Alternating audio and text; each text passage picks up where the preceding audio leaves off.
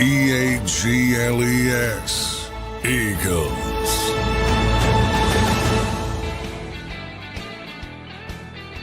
Welcome in, everybody, to a Tuesday edition of Birds 365 here on JAKIB Sports. I'm your host, Zander Krause. That's my co-host, Johnny Mac, John McMullen. John, how you doing on this Tuesday morning, brother, middle of June? Middle of June. It would be nice if the sun would come out in June. Yeah, I think man, it's supposed to, but locally, for those local, we have a lot of international listeners as well. So welcome into them. But locally here, it's been just dreadful. Yeah, Dreadful. muggy and cloudy and windy and nothing great, Johnny, back here in this early part of the June. But we will see how the weather turns for us all. Hopefully, we got a good July ahead weather-wise. Eagles will be back to camp. Remember, they report everybody July 22nd. And they're on the field July 23rd. So we'll be following you guys, taking you guys all the way up to that point. We got a great show planned today for you guys. We appreciate everybody being here this morning. Already got a good crowd in the chat. We appreciate each and everybody watching today. If you're listening on the podcast as well, got to give a shout out to all of you people. Our podcast numbers have been crushing it, growing at a faster clip than anywhere. So thank you all for listening to the podcast version of Birds 365. We appreciate that. Johnny Mac, today I want to start on an Eagles legend that I believe will end up in Canton, and that's Lane Johnson. Did you hear his comment about he thinks he is not yet at his peak? Almost there, Johnny Mac. Yeah. I was there. Right. Yeah, I was there when he said that, which is kind of amazing at 35. But he's intimated that a couple of times in the past. He's gotten smarter. He admits he's not as good as an athlete. He's one of the best athletes ever at the offensive line position when he was younger. And you can go back to his history. I mean, he was a quarterback in high school and, eventually moved to tight end, then became a right tackle. Left tackle, sorry. People forget he was drafted to be the heir apparent to Jason Peters, which is amazing. And then he got so good at right tackle. Jeff Stoutland decided one day, we're not moving him because the game shifted. He's been around so long too.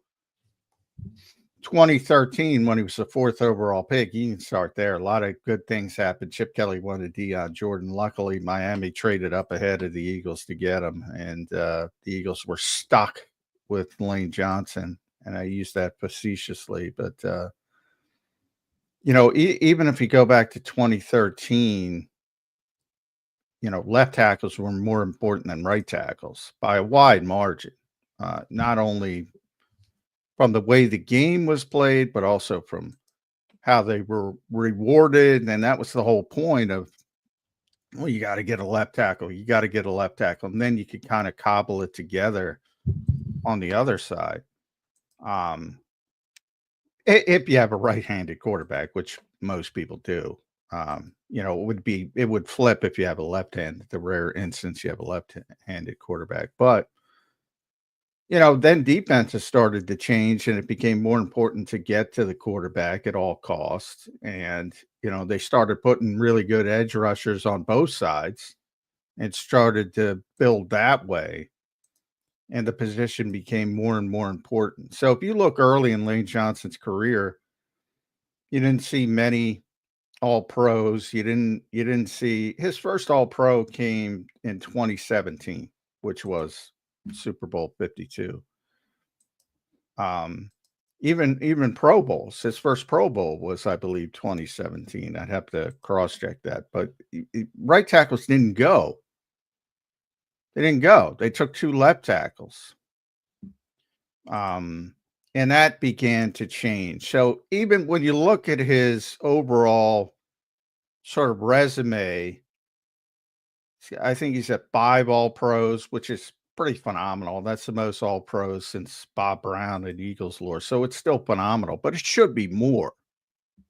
It should be more if they did it the right way and if they picked a right tackle and a left tackle.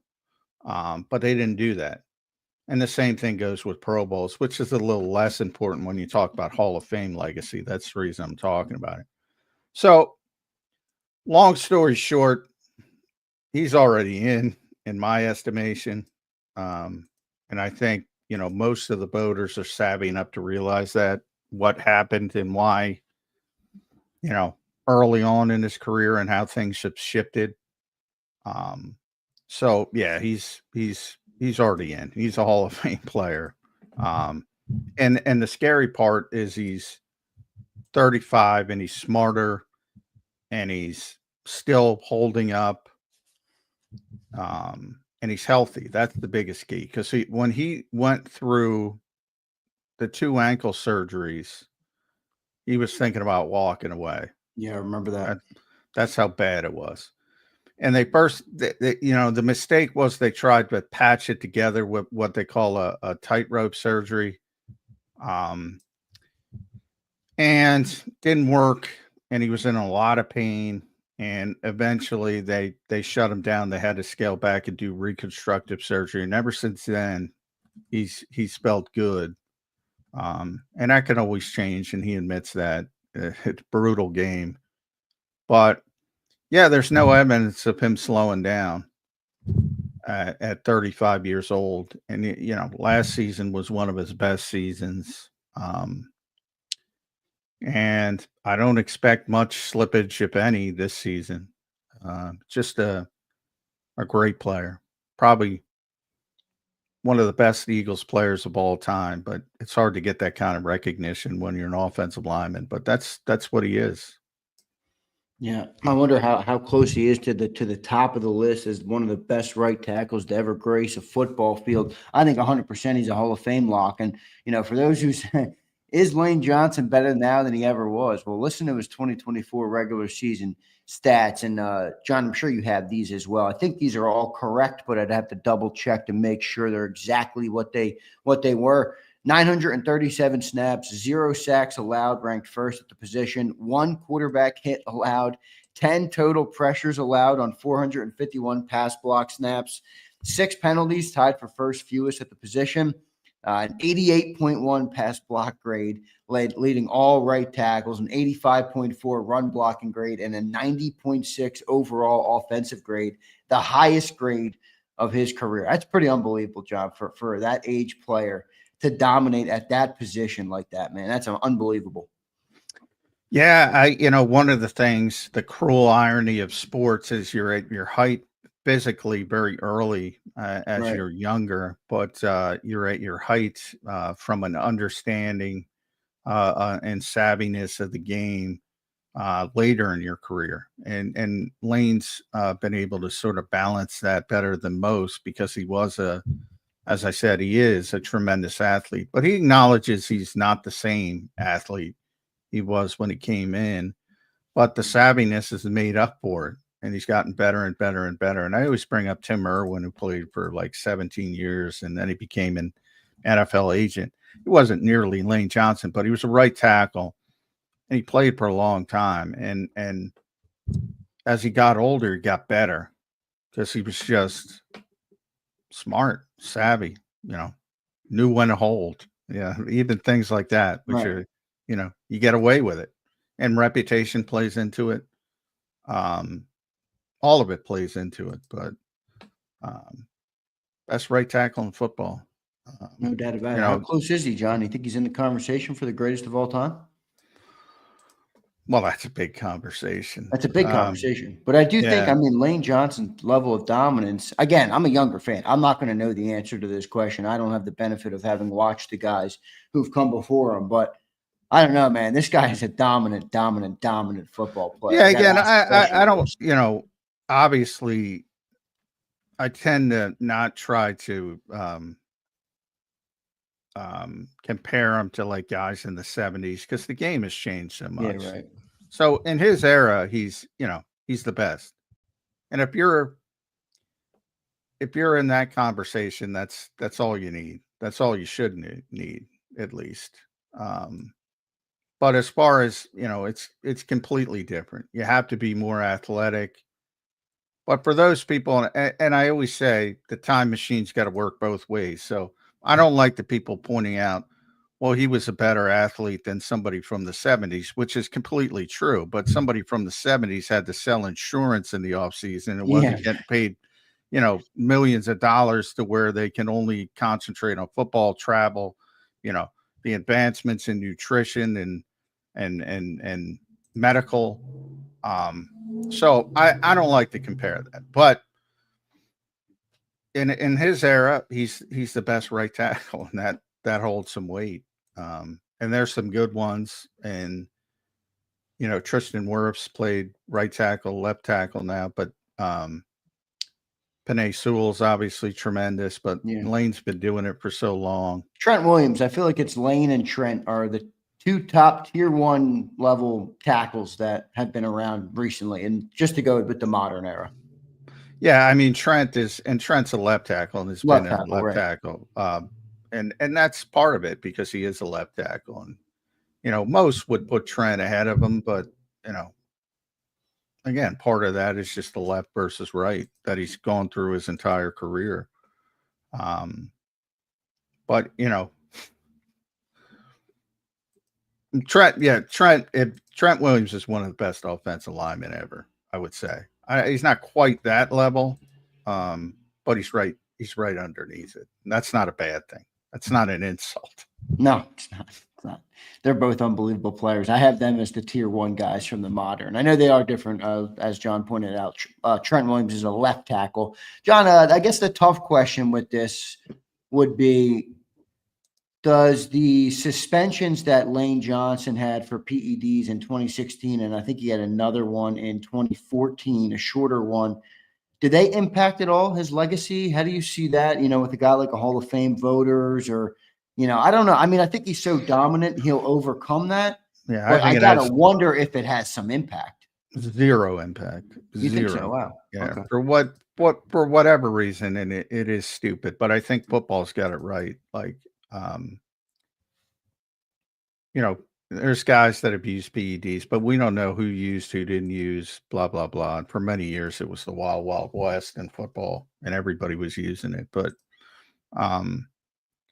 so I think people have taken the right approach and said, well, we're going to put in the good players. And there's no baseball's mistake is they have this nebulous clause that they give to the voters that, basically it's a morality clause. So you got a bunch of guys with no morals acting like they're the gatekeeper for morals. So that's where I think major mistakes in baseball, which you should. And I've always said, for people that have listened to me on the radio long before this show existed, whether it's Pete Rose, Roger Clemens, Barry Bonds, on down the line. For those reasons, I don't know. I don't know what they did. I don't know. More importantly, I don't know what the players did that were going against them. I always point out the Mitchell report in baseball. There's like 300 players named, and I'm whatever, and the vast majority of them stink. They didn't turn into Barry Bonds or Roger Clemens. So to gauge it, to believe, to have the hubris to believe is just stupid. So, and football has generally been, and the fan bases as well, for whatever reason, fans make a bigger deal out of baseball players that do PEDs than football players. I don't know why, but in football, it's almost accepted. They've done a good job. It's not as prevalent as it once was, but do the math when you get to be not a lot of normal people walking around at 320 pounds that can bench press 500 pounds. And that's all over the league, and it's been that way for a long time. Yeah, I guess this is a hard question to quantify, but I got asked this yesterday about Lane Johnson and the running, and with obviously coming off of last year with Saquon Barkley. Who would the Eagles be able to prevail easier without, Lane Johnson or Saquon Barkley? To me, the answer was Lane Johnson because they did it without Saquon. Is it as simple as that for you too, or what do you think there? Well, it's funny, because we're going to be doing our best 25 players, and there's a certain other entity that's doing some kind of goofy list because it's list season. Um, and the debates and Jalen this, Jalen that. Oh yeah, I And there's saw that one. some Yeah, I saw that. some The people top left them 100 off the debate. list. Some people have them number one. To me, it's all about definition. So you can have any definition you want, but I think people conflate, like when Ed and I do it.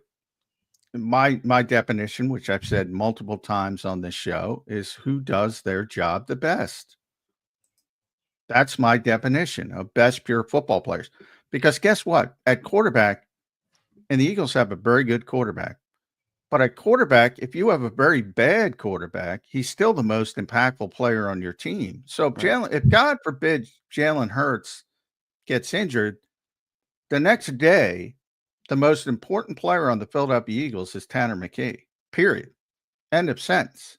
But I can say at that point, when you don't have a great quarterback, you can say, well, he's the most important player because of the impact of the importance of the position, but you realize he's not the best player on the team. You can say that, and everybody goes, yeah, duh.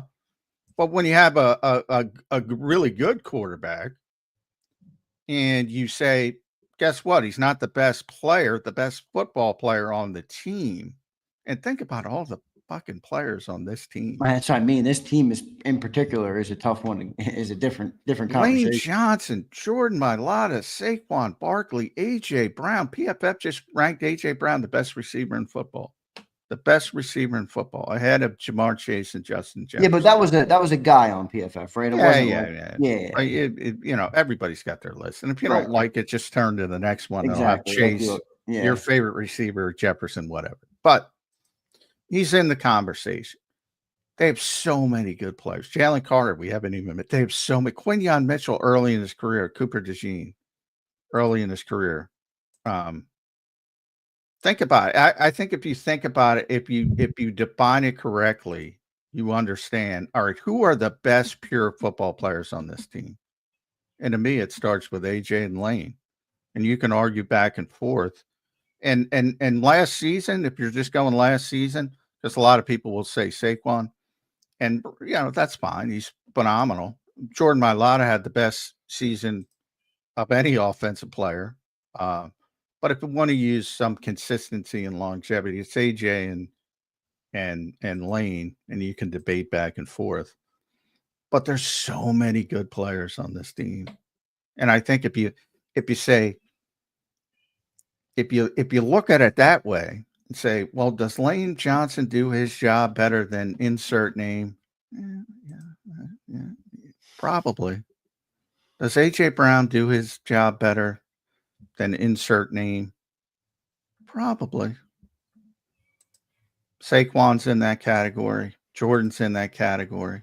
Jalen's getting to that category. Jalen Carter is getting to that category.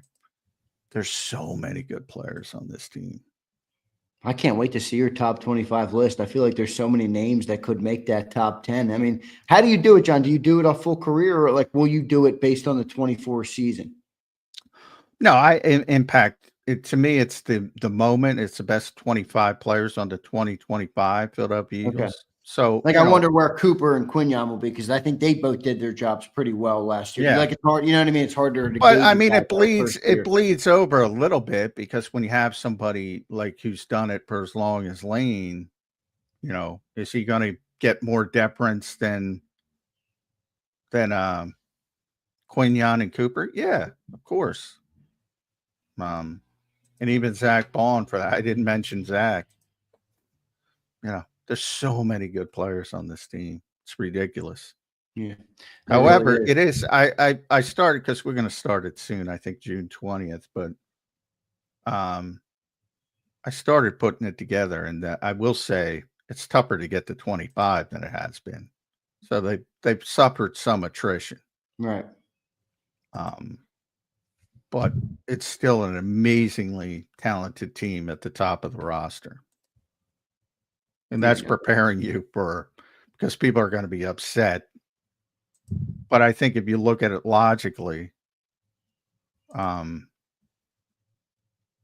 know, people are going to be upset where the quarterback is on my list. But I think if you look at it logically and if you're honest with yourself, well, how do you put him ahead of Lane Johnson? How do you put him ahead of Saquon Barkley? How do you put him ahead of Jordan Mailata? How do you put him ahead of who did I miss? It's like a pick your poison here, John, kind of. It's like, give me a break, people. Yeah.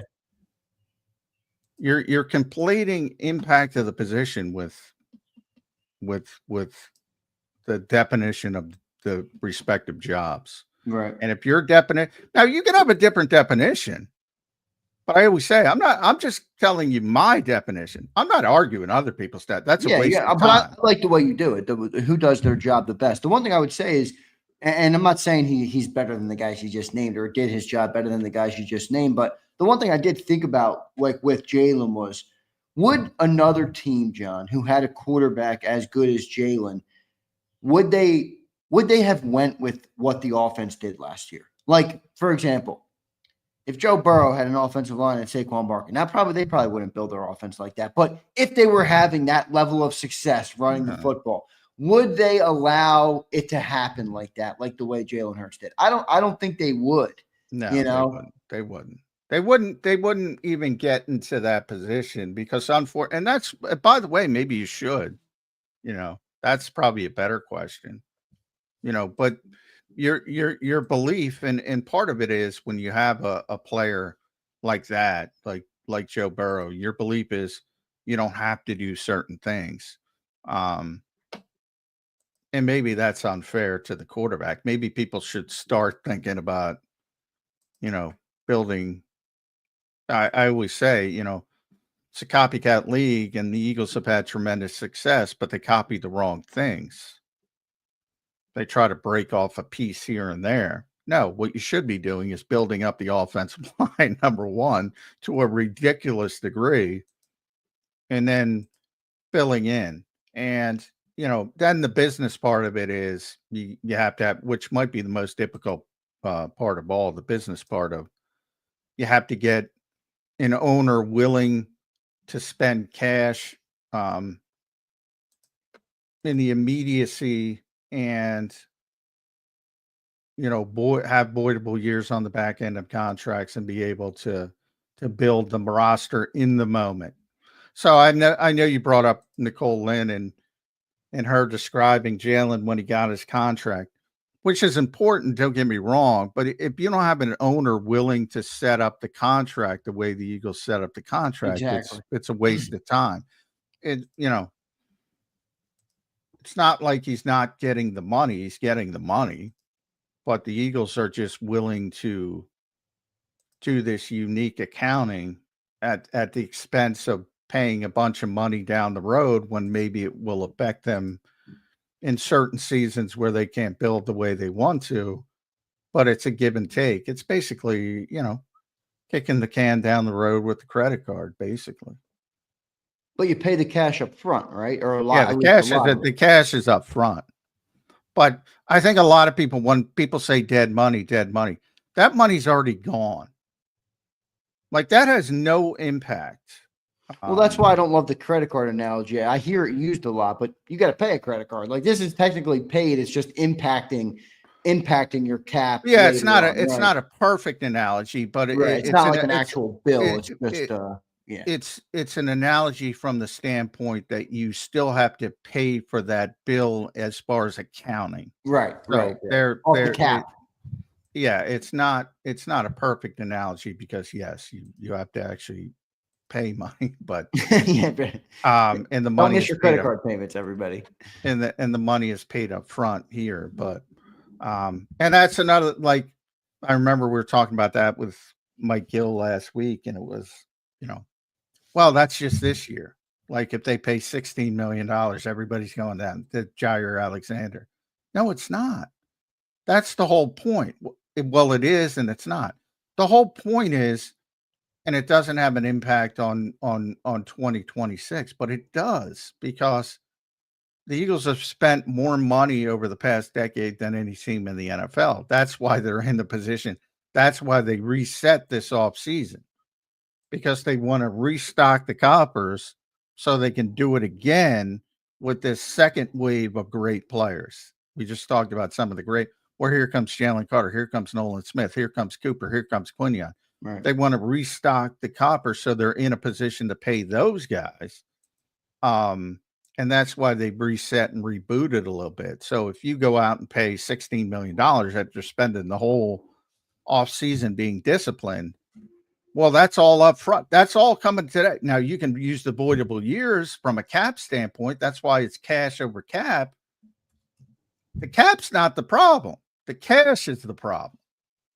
And they don't want to pay that, especially when you have a Kaylee Ringo who you think has some upside and can be cost effective for 2 years if you get them out on the field this year. Right. Makes sense on the cap. John, I want to close up on the Lane Johnson conversation. I just want to ask this because I know this is talked about a lot. Real Zeal checks in. He says Lane is a right tackle. So there are 32 left tackles that are assumed to be better than him. Now, I don't agree with that. But my question would be more so, how do you think it is viewed that he's not a left tackle? Do you think if you put him on the left side, how elite would he be? Like how do you gauge that conversation with a player like Lane who's dominated so much, but is the right tackle not the left tackle? It isn't, but the gap is closed. That's what I was explaining before. Right. When he first got here at 2013, it still existed. Now, because of the change in defenses, really, and they put, so many of the best pass rushers are now on the left side, which is against the right tackle, the Von Millers of the world. All of a sudden, they flipped them over. Micah Parsons plays mainly on that side. There's a bunch of guys. Khalil Mack for a while played on that side. There's a bunch of guys. And used to be the weak side edge rusher was the guy. You put your best passer. Now a bunch of teams have two great edge rushers now, which didn't used to be the case. In the old days, when you had real 3-4s and 4-3s, 4-3, you'd have a base left end. He was the run guy. He was the run support guy. And you had the weak side pass rusher who was over the left tackle. That's why left tackle for many years was valued more than right tackle. It still is to a certain degree, but it's a much, much lower gap. And as evidenced by, no offense, Real Zeal, but there ain't 32 left tackles in the NFL considered better than Lane Johnson. He was a second team All-Pro last year.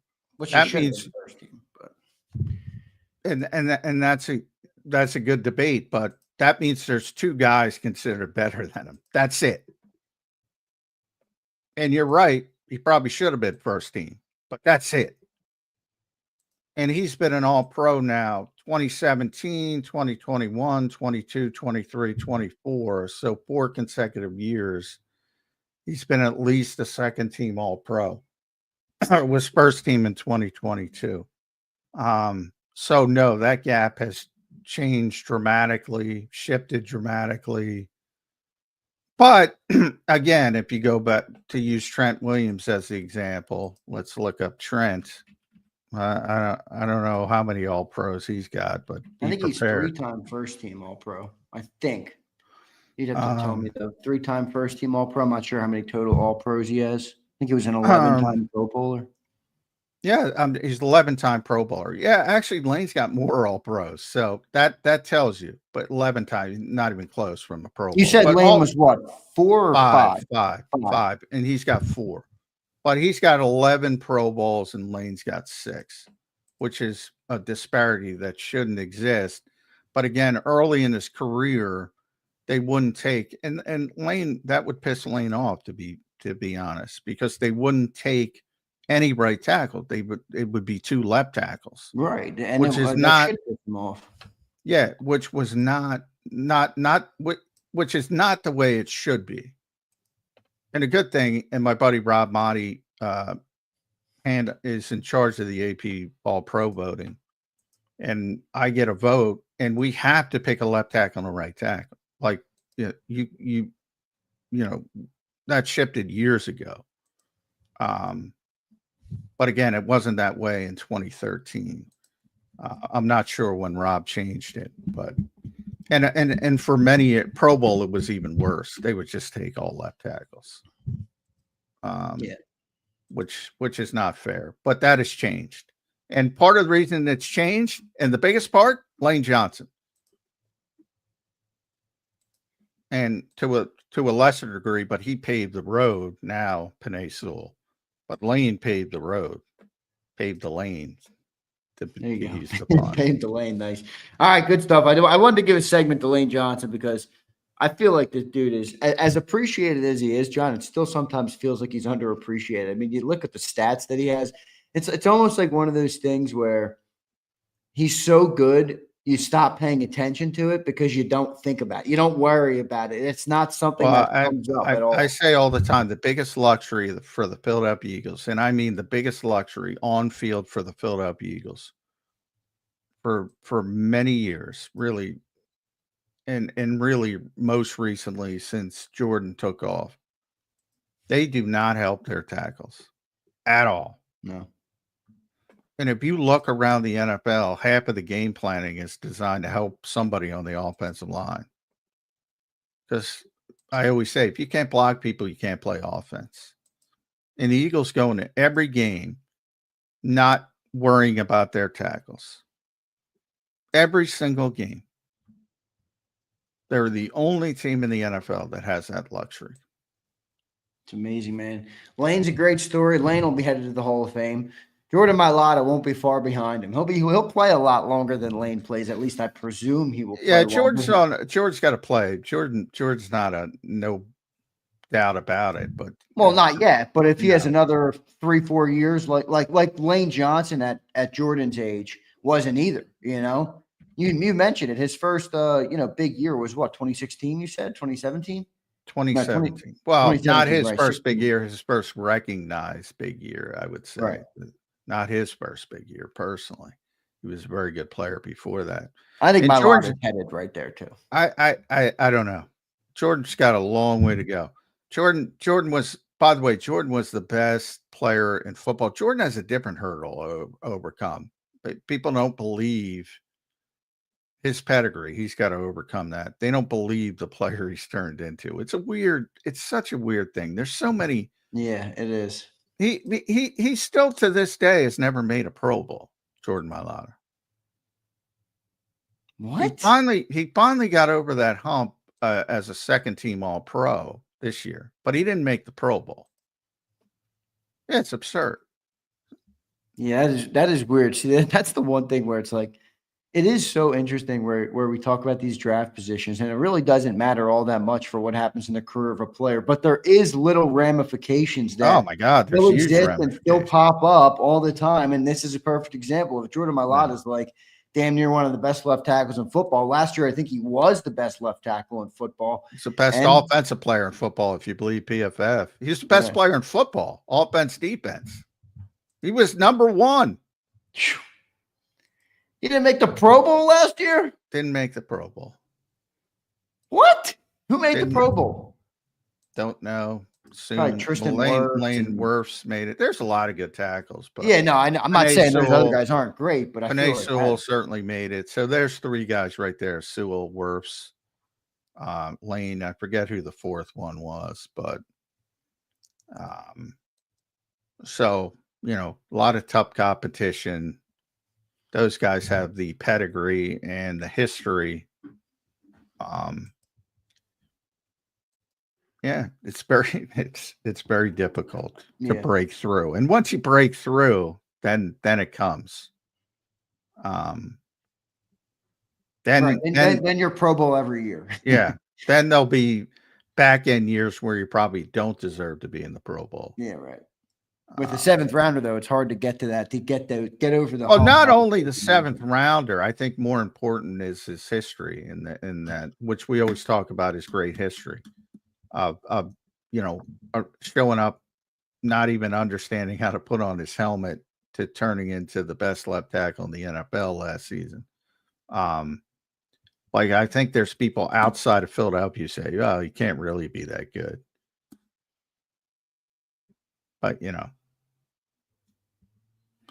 voters are just normal people, and they all have weird proclivity. It's yes, they do. James M checks in. He says, nobody cares about the Pro Bowl. It's no longer relevant because it's a big popularity contest. Well, James, I do agree with that, but it clearly still is a factor in terms of like the way. Factor in a bunch of things. Factor in contract incentives are based on Pro Bowls. Now, Hall of Fame voters will they pay much more importance to all pro nuts than Pro Bowls, but they still matter. Like if you're an 11-time Pro Bowl, oh, that matters. They pay attention to that. So yeah, and the worst part is the contract stuff because it means something to the players because of the contract. And then they're attaching this dumb vanity thing where I do agree with James. It's become a popularity contest, but it actually has real ramifications. Yeah. And it's always been, I don't know, popularity is the right way. I use more of, once you break through, once you're part of the club, you're part. Now, they conflated, now it's whatever. It's part fans, part coaching. They're not really above board with it. Part players voting. So you have this 3-pronged voting system. And yeah, they get a lot of shit wrong. No doubt about it. Good stuff there, James. I appreciate it. Great segment there on Lane Johnson. He's headed to the Hall of Fame, everybody, eventually. But I just wanted to highlight that player. I thought the comment he made, for those who missed it, was basically that I feel like I'm getting close to my peak, which is pretty crazy to hear a 35-year-old football player say. But I believed it. I really believed it. And when you go and look at the numbers bear that out as well. For Lane Johnson. So great stuff there. I want to thank everybody for being here this morning already. We got one chat. Reed, we'll get to a commercial break. And when we come back, I want to talk Jordan Davis. All right. We're going to segment on Jordan Davis. We'll do top position groups, as Johnny Mack teased out yesterday, of a good list he would do. So we'll do that today in hour number 2. And then we'll do a little NFC East talk as well. All right. Where are the Commanders, Cowboys, Giants, and the Eagles as we get ready for the 2025 season? Remember, everybody, as good as we feel about the NFC East this year, there hasn't been a repeat winner since 2004 when the Eagles repeated then. So an uphill battle maybe for the Birds to repeat this year, but I think they break through. Let's go to our chat from Dakota Warren, member for 5 months. Dakota, thank you, brother. Appreciate it, man.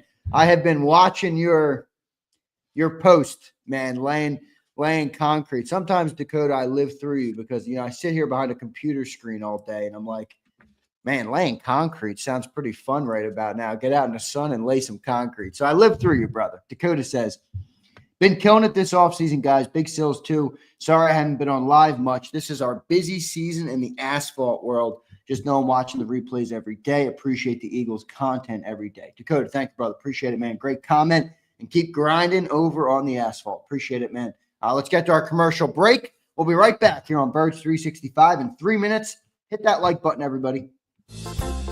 Welcome to the Jet Setters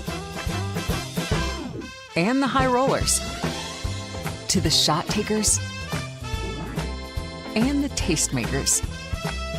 Welcome to the Viewfinders, the Thrill Seekers, and the Night Owls. Welcome to everything you could possibly want on one 5-mile island. Welcome to the Wildwoods. Book your stay today. The following is a real testimonial from the father of a young injured victim. I didn't think she was going to make it. Major Perry's daughter was the victim of a horrific accident caused by someone else's negligence. If you don't find the right counselor, law firm that you're looking for, you will get lost in the wilderness. Badly injured? Call the Fritz and Bianculli Law Firm at 215-458-2222 and find out why they say, "We got this." In our hometown, we all look out for each other. We go the extra mile to lend a helping hand. Thank you. We step up to keep our communities going strong. And at Independence Blue Cross, we're here to keep you going strong.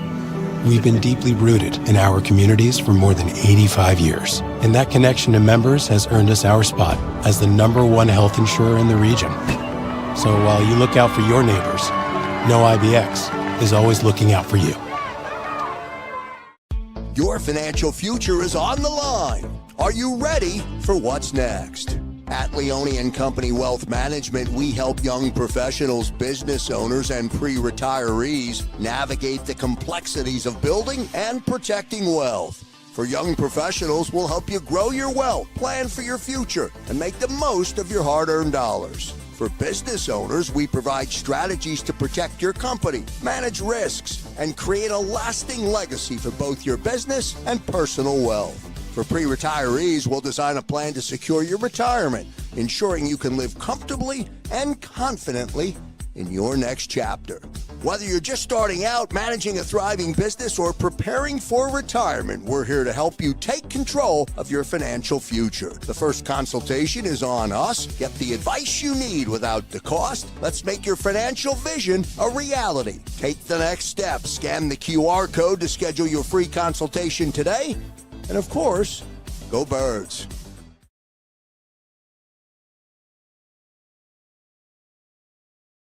Welcome to the Jet Setters and the High Rollers, to the Thrill Seekers and the Night Owls. Welcome to everything you could possibly want on one 5-mile island. Welcome to the Wildwoods. Book your stay today. EAGLES, Eagles.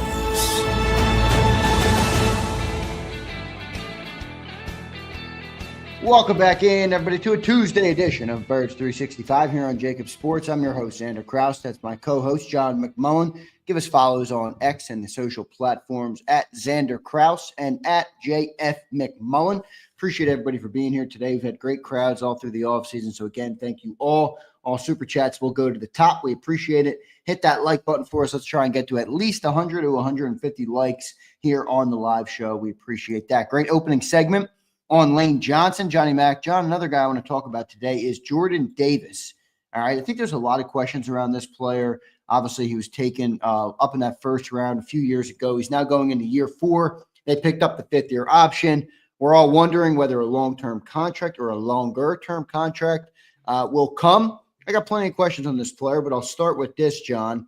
How does Jordan Davis fit into what Vic Fangio wants to do up front in 2025, and do you expect his role to change at all? Not much. I think he'll get more playing time simply because they lost a very good player in Milton Williams, and that's a lot of snaps you have to make up for. And it's, you're not just giving them to Moro Ajomo. It's going to be sort of take a village approach. So he'll get a few more chances to play in situations where it can maybe impact the game more from a 4-man front than a 5-man front. And, more of a chance to be a pseudo pass rusher than just a run defender. So I think whatever he played last year was like 440 or something snaps. I think that'll go up hopefully to 600 or so. I think would be the wheelhouse you want to be at. And if that happens, maybe people will start understanding him a little bit better as a player and realize his impact as a player. But again, I've said it pretty consistently, and again, it's similar to the discussion. It's like, I think people have to step back and think, like, what do you want on 3rd and 13? Like, why would you want Jordan Davis on the field on 3rd and 13? Like, it makes no sense to me.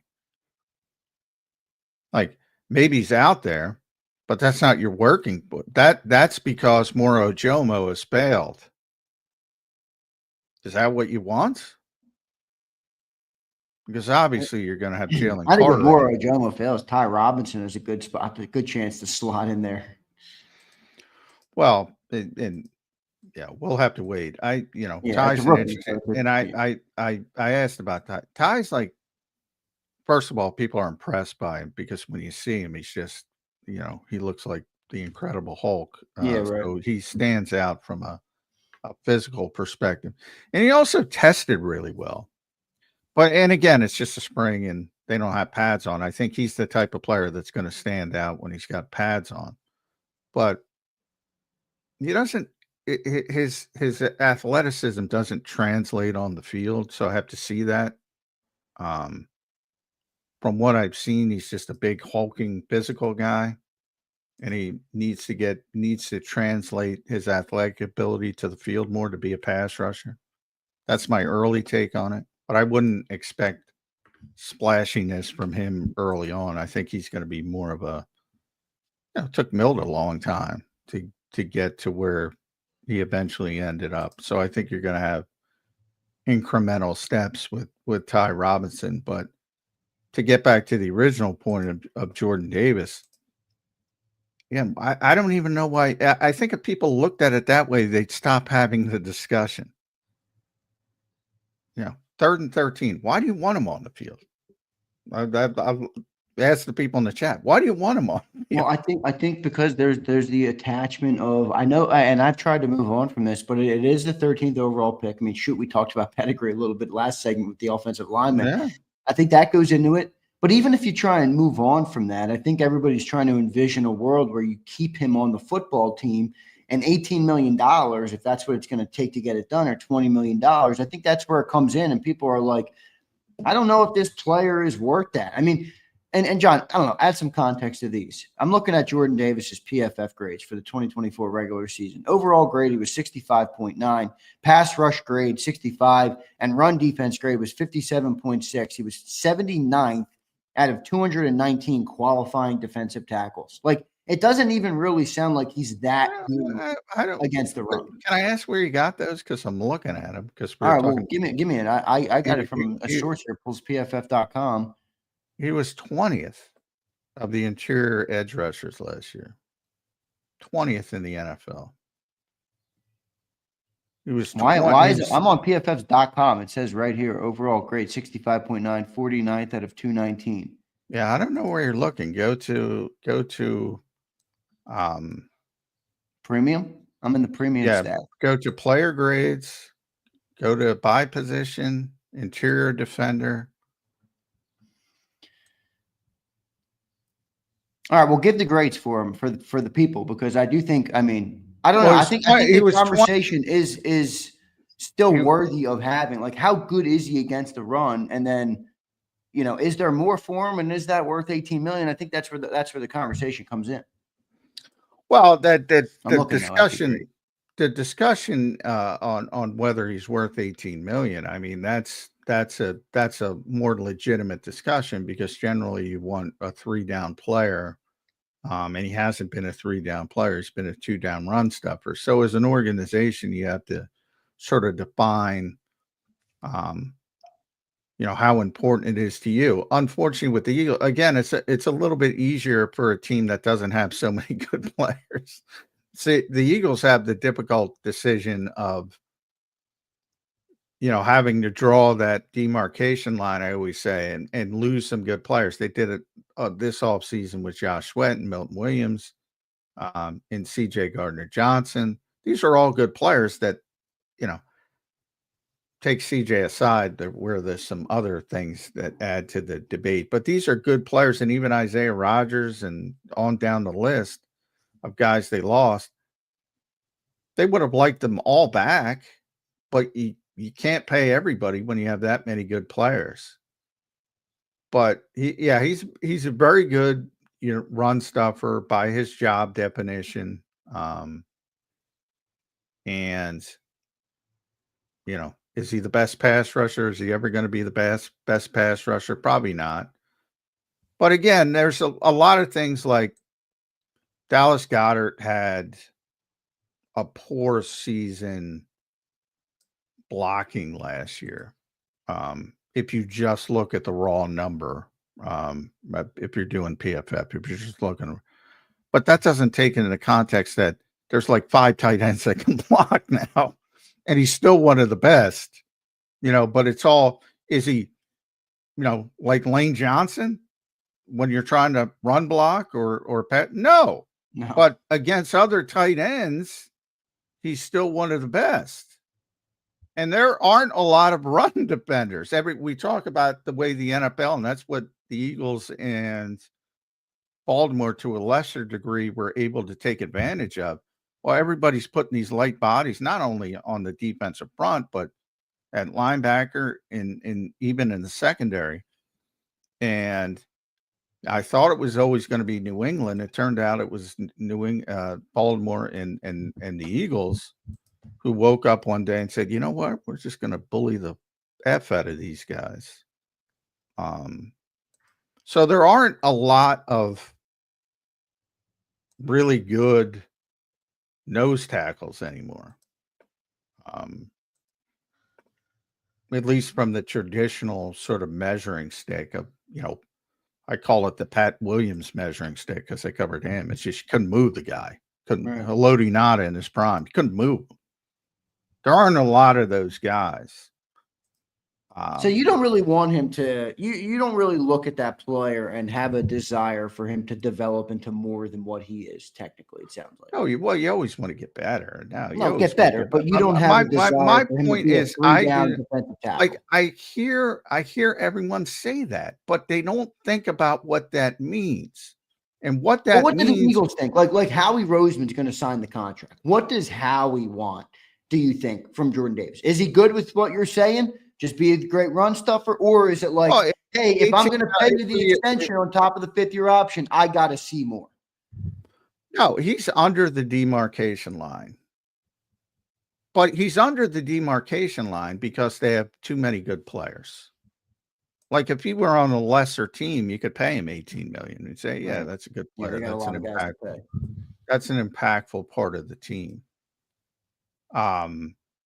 But you always strive to get better. I'm by no means am I saying he can't get better. And he showed last season he got in better shape, and all the talk about the Peloton, and he was playing better as a pass rusher, and he got a couple good pass rushes in the postseason that everybody saw and everybody gets excited by. But again, that's what I'm trying to say. Forget about Howie. Forget about what Howie thinks. Forget about what I think. Why do you want him to be a 3-down player? If you understand that means Moro Jomo's not on the field. Last year, that would mean even more emphasis. That would mean Milton Williams is not on the field. Yeah, but wouldn't that be a good thing if Jordan Davis was good enough? Because he's not good enough, yeah, you want those guys on the field. But hypothetically, don't you want to have the tackle that can take those snaps and be effective with them? But what in what world are there 6'6", 340-pound guys that can rush like Milton Williams? Like one of the thing that makes Jalen Carter so unique, he's about 320. And he's probably getting lighter. He's probably 310 now. But the combination of speed, the combination of strength and athleticism is just rare. You never see it in the size, at his size. You just never see it. But what 340-pound guy is supposed to rush the passer like, and I don't even want to go to, the Aaron Donalds of the world, but that's why I use Milton Williams. He's just really good. Like what in the world does that make sense at any level? At the same thing, it works on the other side. It's like, would you expect Milton Williams at 290 pounds to tie up two interior offensive linemen at 330? Fuck no. Well, you shouldn't. Javon Hargrave, perfect example of that when he was here. Really good pass rusher. When they had to play him at nose tackle his first year here, it wasn't good. I mean, it works both ways. But like, I don't want Moro Jomo trying to tie up interior freaking offensive linemen. Yeah, I hear you. I hear what you're saying. I mean, what you're saying, it's not that it doesn't make sense. It makes complete sense. But I think that, I think that complicates the business part of this conversation with football, which we all often get into, obviously, because that's what we cover. Do you think they'll do you think? What do you think the Eagles value what you just said at? I think he'll get paid too much money. I think he'll price himself out. But that's because of the Eagles.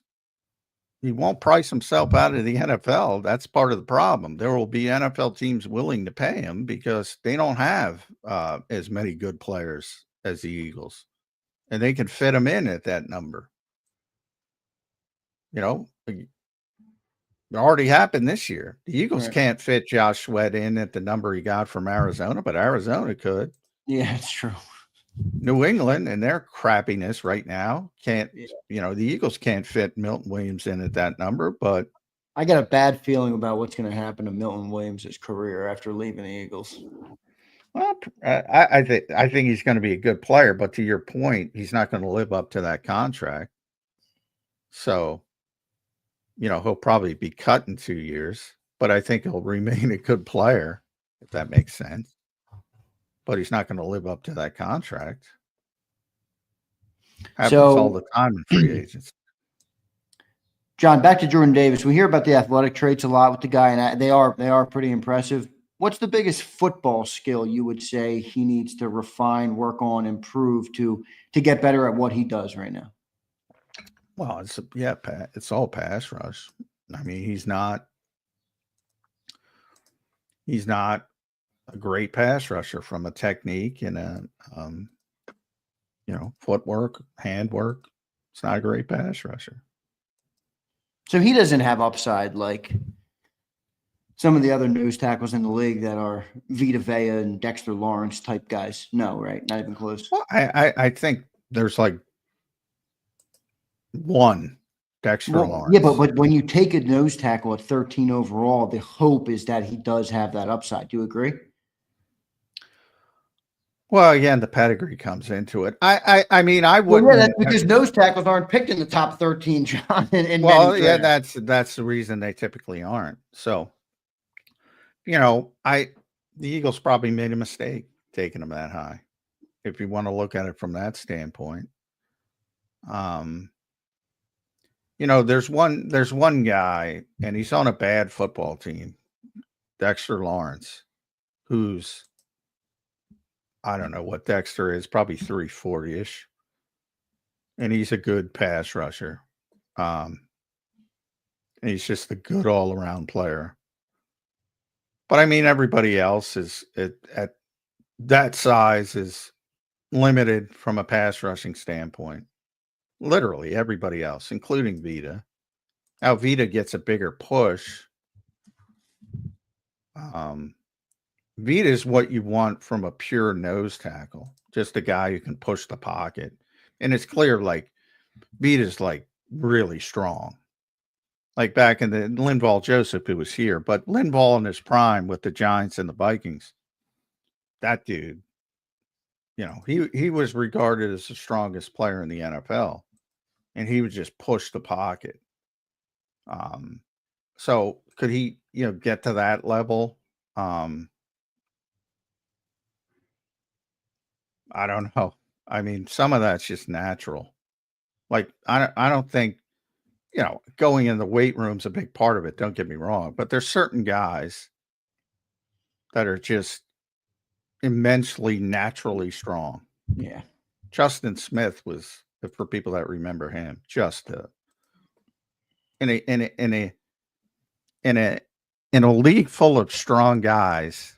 And I always used to say this about Jason Kelsey, who would say that about Linval when he was with the Giants. It's like, when a bunch of strong guys are in all of your strength, that tells you something.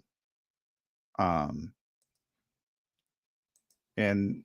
is he ever going to get that? That's not going to happen because part of it's just natural. But he can get stronger. He can get better pass rush technique. So there's always room for improvement.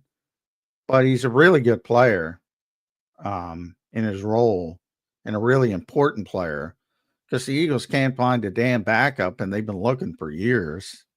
It ain't easy to find 340-pound guys who can move. No, it's not. So he's really important, and you're going to miss him if he is gone, but probably not. That I agree with. Yeah, I agree with that. but probably not until he is gone. What do you think the ceiling is for the player? Get his current level of play up to 650 snaps. I think that's pretty much the ceiling. I mean, he's a good player. He's like, yeah, no, I don't think he's a bad player. I'm just trying to gauge on where they are with, obviously the upcoming contracts that are coming on the defense and everything. I mean, I think they're, just like we talked about every player basically this offseason. I mean, CJ Gardner-Johnson, we could have had this conversation after the season ended. Yeah, he was great. Oh, yeah, he'll be back. Oh, gone. I'm just trying to gauge. I'm not saying that's I'm another, just gauging where are they going to go with this player? What's going to happen with Jordan Davis? And he's a leader. He's the leader of that room. Yeah, we say that often. He's a great dude. He's, a good person. Everybody likes him. So from that standpoint, you have no worries about, high maintenance personalities or anything like that. But so that helps. But I think they just have too many. It's going to be very difficult to keep certain players. Like Dallas Goedert is a tremendous player. And I've been talking about him for years. And they just can't afford to pay him anymore. And they got one more year done, and that'll be it. It happens when you're this talented. And it's already happened. It's going to continue to happen. Everybody wants Carter under contract. Everybody presumably wants Nolan under contract and Quinyon and Cooper. Well, if they continue to play at the level they're playing at, that means certain guys got to go. And I think Jordan Davis is going to be in that category. Yeah, tough conversation for it, but I do think that's the reality. We'll see what ends up happening this year. I mean, do you view this year for him as a prove-it year, or is it not really that? No, I don't. I mean, he's already proven himself. The only thing he's got to do, prove-it-wise, is prove he can play with conditioning, play more snaps with conditioning. And hopefully the Peloton talk is not just lip service, and because we seem to talk about this every offseason with Jordan. And he acknowledges it. Vic kind of said the same thing, though. Yeah. I mean, didn't he get asked why his conditioning wasn't ready till week 8 or whatever it was, or something like that? Yeah. He dodged that question. Yeah, he did. He dodged that thing, is right. But I mean, I'm talking from Jordan's perspective. We have this discussion with him every offseason, and he verbalizes what he has to do, and hasn't done it until the end of last season, evidently, with the Peloton. So he knows he's got to do it. But in this year, it matters more because, I'm pretty high on Moro Jomo, but I'm not high to the level of, you can just give all the Milton snaps to Moro Jomo. I mean, Moro already played more snaps than Jordan last year. It's close, but he played a little bit more. So you're just going to topple all Milton Williams snaps on top of what Moro was already playing? Then he's playing Jalen Carter level snaps. So it's got to be split between Moro and Jordan Davis and even Ty Robinson some. It's got to be, 3 guys picking up the slack. So he's got to play more, and he should play more. And if he doesn't play more, that's probably a bad sign. Yeah, we'll see what ends up happening. We'll see if Jordan Davis is here to stay in Philly. He's a great player. I love the guy as a player. You can clearly see the impact he has on the teammates and on the locker room, Johnny Mac. I'll never forget the day I met Jordan Davis, John. We were at the Maxwell Awards right before he got drafted. It was literally right before he got drafted by the Eagles. And I'm doing the awards because we were working that event. JAKIB was producing that event.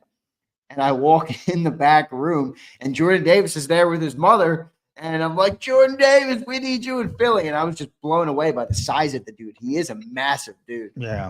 But I'll never forget that. And I hope he has a big year. And I do like the player, but I think it is a complicated situation with him on the defense. We'll take a super chat here from Jason 18. We'll get to our next commercial break. And then we got top position groups. And I want to talk a little NFC East with Johnny Mac. We'll take a couple comments from the chat as well.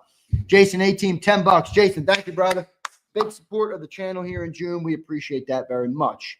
He says, I remember in the Saints game this past year, Jordan Davis' first sack on Carr, everyone felt like a proud dad moment at the time. He's better than we think. I was so hyped for him that game. Upside is def there. People are so obsessed with sacks, man. Listen to that. I'm not picking on Jade, but I mean, it's like I'm a proud dad when he gets a sack. How about when he ties up 2 players so Zach Bond could make a play? Nobody's a proud you dad. remember the Zach Bond quote? Yeah, Zach talks about Bond made a quote about Jordan Davis and said, his stats might not show up on your stat sheet, but if you want to know how he's doing, look at how I'm doing, or something along those lines. Exactly. But nobody's a proud dad with that, except, Well, I'll be a proud dad. Trust me. If Jordan Davis wasn't there, Zach Bond and Nakobe Dean, who had great seasons, both of them had great. Obviously, people know Zach, but Nakobe had a great season. And even Oren Burks when he came in.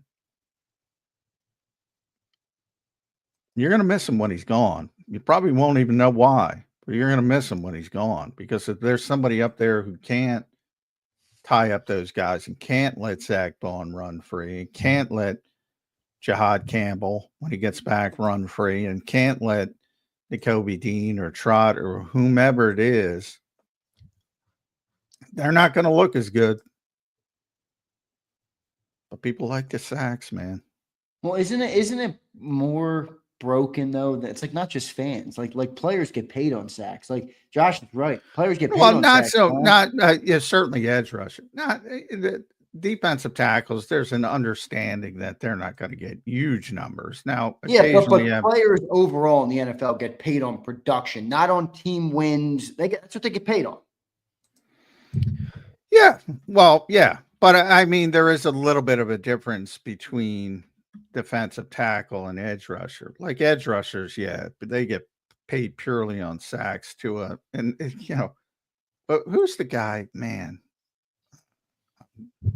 He's still getting paid. Every year he goes to a different team, and he's not good. Man, I'm blanking. I'm getting old. What position? Edge rusher. He had one good season and he went to a bunch of different teams. God, I'll think of it in a second. But I mean, it's just Jason Babin's the best example locally. Is it Clowney? No. Clowney. I thought he was pretty good. Anyway, I'll figure it out. But now I'm curious. Yeah, it's driving me crazy. I'm showing my age. I'm real curious. Anyway, this is going to bother me. But I'll figure it out. None of them seem like they'd be the guy. We'll come up with it. Yeah, he's got to be. Let me look at the free agent list. I think he's still playing. But yeah, but you just heard it. I mean, proud papa. It's like, well, why? Well, I mean, I don't get it. I don't get, and even the difference between defensive tackle. Like people compare under 3 technique guys with nose tackles. It's like it's a different position, but labeling is a big problem with the NFL. It really is. I say it all the time. How many people really know that that's completely different responsibilities? But you see on the roster, DT. Some people use nose tackle, but it's crazy. It's labeling is a big problem with the NFL for a number of reasons, not only on the field but off the field from a contract standpoint and all that kind of stuff. All sorts. I agree with you. Here's some of the guesses from the people: Leonard Floyd, Bryce Hufflepuggis. Think he most recently Baltimore, then Minnesota traded for him, then traded him in the same year. God damn, I can't remember. I'm losing it, man. I can't. He just not a good football player.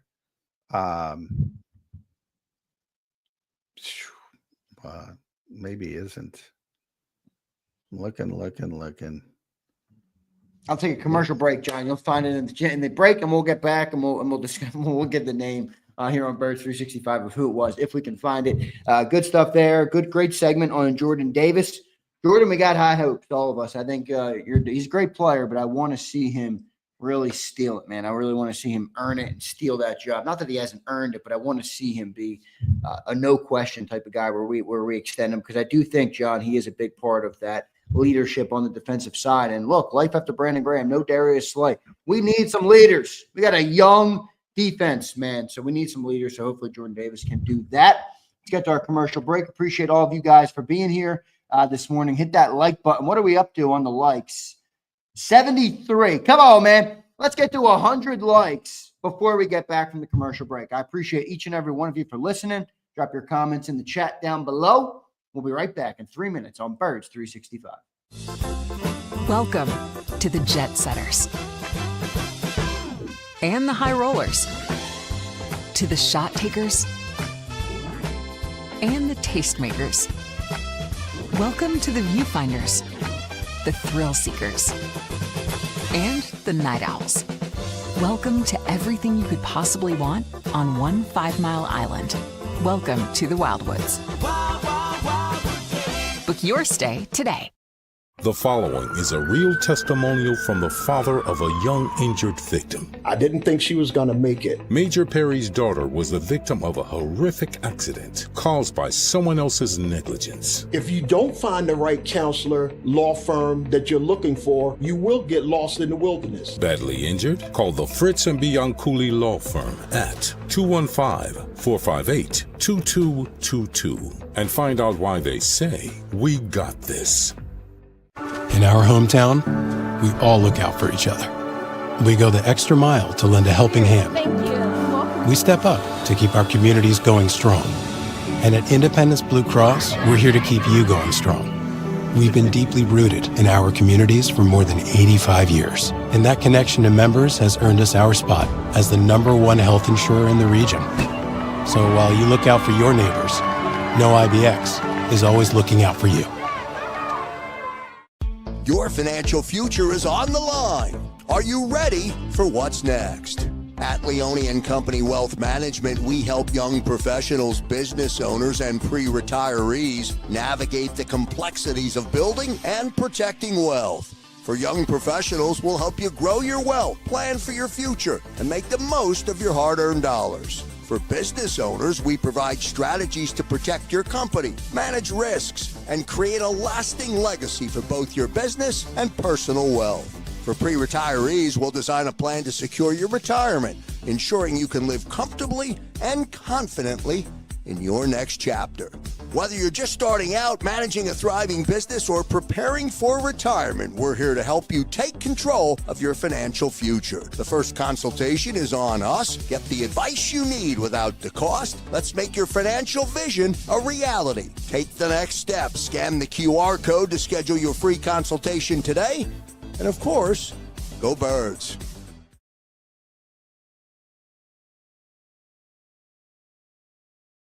Welcome to the Jet Setters and the High Rollers, to the Thrill Seekers and the Night Owls. Welcome to everything you could possibly want on one 5-mile island. Welcome to the Wildwoods. Book your stay today. EAGLEX. Eagles.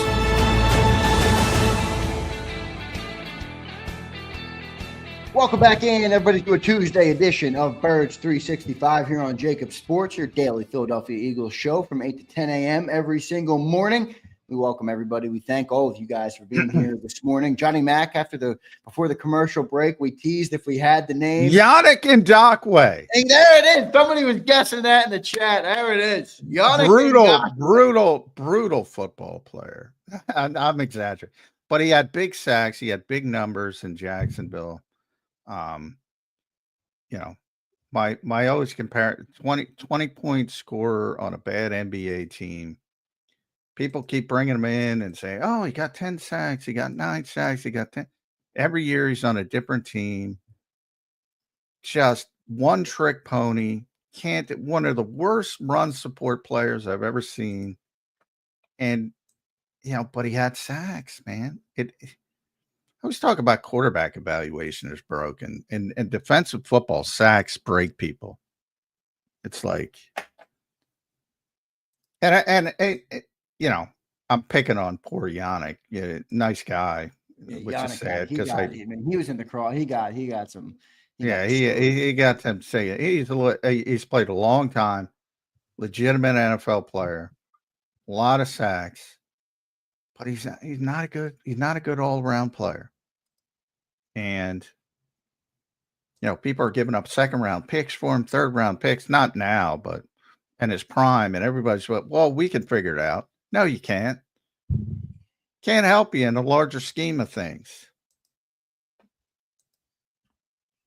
So, a lot of context, as we always say. And I'm sorry, Yannick, if you're listening, you didn't deserve those strays, but he got major stray bullets. He is the perfect example of a guy where everybody, and this is in the league, thought that they could tap into something because he got a bunch of sacks. And sacks still can be very valuable, though. Obviously, right? I mean, they do mess up drives, and they can flip a field. Of course, but as long the context of every sack matters. Yes, I agree with that for sure. And sacks are never a bad thing, but again, if you're on a bad team, and if you're the best pass rusher, and if you're out there for 900 snaps, you're going to get some sacks.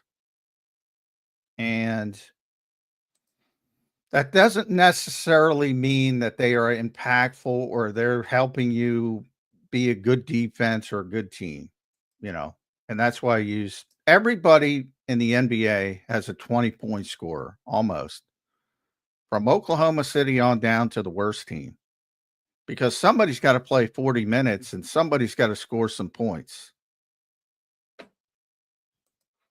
And that's the case with a player like Yannick Ngakoue. And he was, and he is a good he's not a bad pass rusher. He's a good pass rusher. He just doesn't help you in other ways. And overall, he becomes a liability. Right. Unless you can start in 3rd and 13, which you can't. You got to get to 3rd and 13. But I mean, he started. He's a 3rd round pick in Jacksonville. Had the big numbers. Then I remember Minnesota got a pass. I forget who was injured. They suffered a pretty serious injury. They had a big hole at pass rusher. They traded a 2nd round pick for Yannick Ngakoue. I think it took them 5 games before they traded him. That's how bad it was. Played 5 or 6 games, and they traded him to Baltimore and got back a 3rd round pick, because Baltimore, which by the way is a very smart organization, said, yeah, we can figure out this guy. And no, then he went to Las Vegas for a year, put up 10 sacks. Then he went to Indianapolis for a year, put up 9.5 sacks. Then he went to Chicago. Then he went to Baltimore, New England. Different team every year, because every team came to the same conclusion. One trick pony. But people love the sacks, man. They love it. Yeah, they do, man. You're right. They do not tell the full story, but people do love them, no doubt about it. Good stuff. And again, another apology to Yannick Ngakoue, who did not expect. I buried Yannick on Birds 360. I mean, we had a build up. We went into a break. Like, we teased it to the highest. I didn't tease it on purpose. I couldn't remember his name, and he has such a unique name. I knew that, but I didn't want to say he's got a unique name. And I just, brain fart. But I mean, and his PFF numbers were always terrible. Because I mean, and people watched him play. If you watch the highlights, you say, oh, that guy's pretty good. And if you watch the games, you go, oh, that guy might be a problem. Good stuff there. Brian Fleming checked in. He was the one who got it right. He says, I can read J-Mac's mind. Also, Joe Thuney is a cock. Come on, Fleming.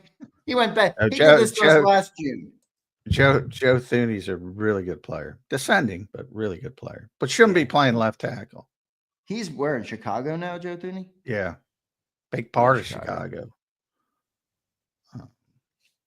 Yeah, we'll see.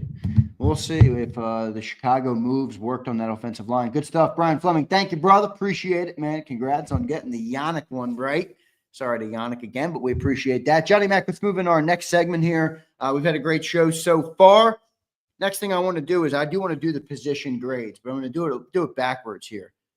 What is the worst position group on the Eagles? I think we all know what John's going to say. If you've listened to Birds 365 for more than 10 minutes this offseason, you know what he's going to say. The worst position group, John, on the Eagles is what? Safety. Oh, that's not what I was expecting. Yeah, safety. Wait a second. So I just teased anybody who's listened to Burns 365 for 10 minutes, and the position I had in my head was completely and utterly wrong. Yeah, you were thinking edge defender, but they have more depth at edge defender than they have at safety. All right. So let me write these out. All right. Position groups rankings here. John, worst is safety. Yeah. Do you think it's tremendous? They have one proven player at safety.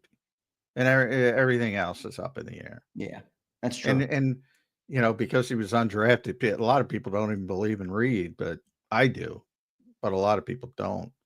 But they have one proven player at safety, and everything else is just crossing your fingers.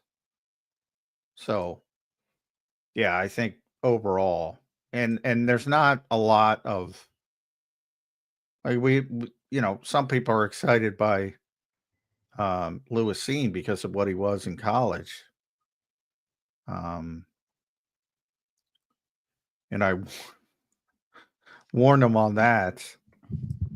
He's not even going to make the team. You know, when you start talking about Makuba, I think he's a good fit for big steep bench with the traits and what he wants, but he's the 64th overall pick in the draft. I think there's a lot of people just assuming he's going to step in. Sidney Brown, the exact opposite. I think he's not a fit for what Vic wants. And then you start talking about the Tristan McCullums and the Andre Sams of the world, which is, you know, you don't want to rely on that for 17 games. So I think they have more, even though I'm concerned about edge rusher, they have more insurance policies at edge rusher. Yeah, that makes sense. Makes sense. Safety is a big question mark for sure. No doubt about it. So safety, worst one. Do you think they added safety, John? No, I don't. I don't either. Second worst, John, I guess you're going edge there? Yes. Similar conversation. I mean, you're counting on upside with Jalix Hunt, and I'm more excited about Jalix Hunt than I was pre-spring, where I think he showed some things. He's playing with some confidence. He's just got great natural ability. Sometimes you throw guys like that in the pool and they swim.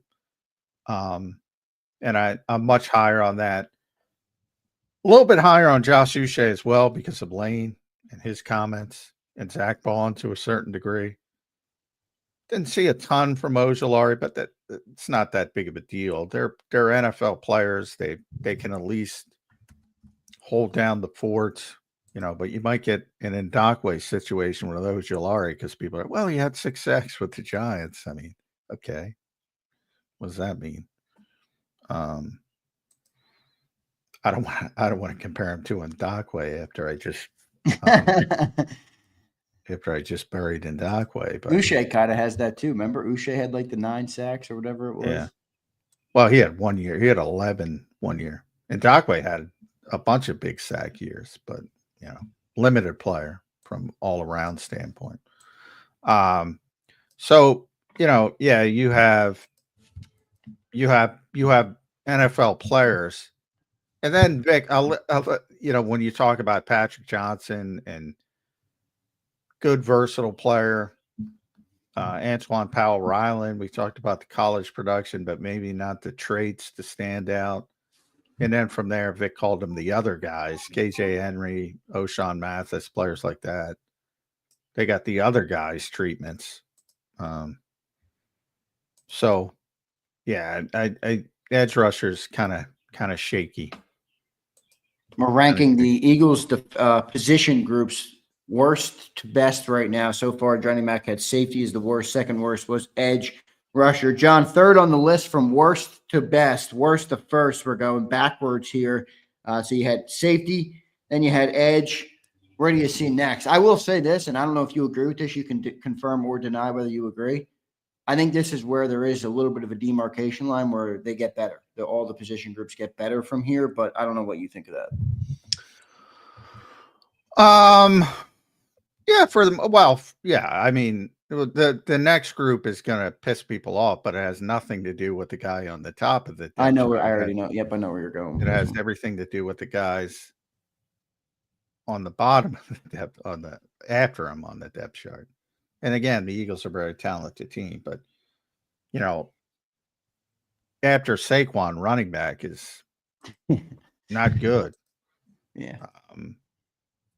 You know, Will Shipley, I think, is better than people think, but you know, he's got to prove himself. AJ Dillon just did not look explosive in off-season workouts. And we'll see if he can get back from the stinger. And then you start talking about, you know, guys who undrafted free agents and Montrell Johnson and Shunderick Powell, Keelan Robinson, they picked up on waivers from one of the worst teams in football, Jacksonville. And remember, they're 32nd on the waiver wire. So nobody wanted Keelan Robinson. And he's more of a kick returner anyway. They already moved Avery Williams from running back to wide receiver, and he hasn't even practiced. He's just a returner. Yeah, running back is thin. But, of course, it's not going to matter at all. Saquon's out there. But, boy, if you got – forget about a major injury. If you got to do without Saquon for a week or two, yeah, you're a vastly different team. A vastly different team. And that's even if Will plays well and gets better and AJ does show like he's back. You're not even in the same stratosphere at that position. Boy, if Kevin Patullo's having nightmares about anything this offseason as he preps for the season, it's that. Lose Saquon Barkley. What does this offense become, John, if they did lose Saquon Barkley? It's going to be a lot of A.J. Brown and a lot of Jalen Hurts. Yeah, you got to shift overnight to relying more on the passing game. No doubt about it. Even with that offensive line. I mean, those guys aren't even, you know, Miles Sanders. Forget about Miles and DeAndre. Probably not even Kenny Gainwell. Yeah, some issues.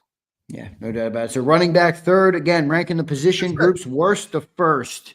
What do you have after under? By the way, that's an underrated thing. In August, if things are going negatively, they might bring in another running back. Yeah, that's a good take, actually. Yeah, I meant to ask you that on all positions. Safety, you said no. Edge, you feel like they bring in somebody?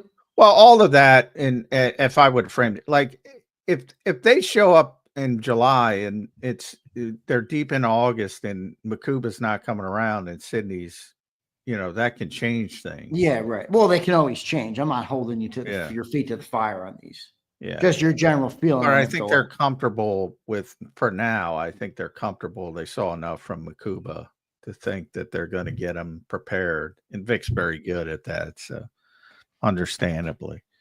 But, yeah, running back might be. Running back, I'll put maybe. Yeah. Yes, no, maybe. And then edge, you want to go yes, no, maybe.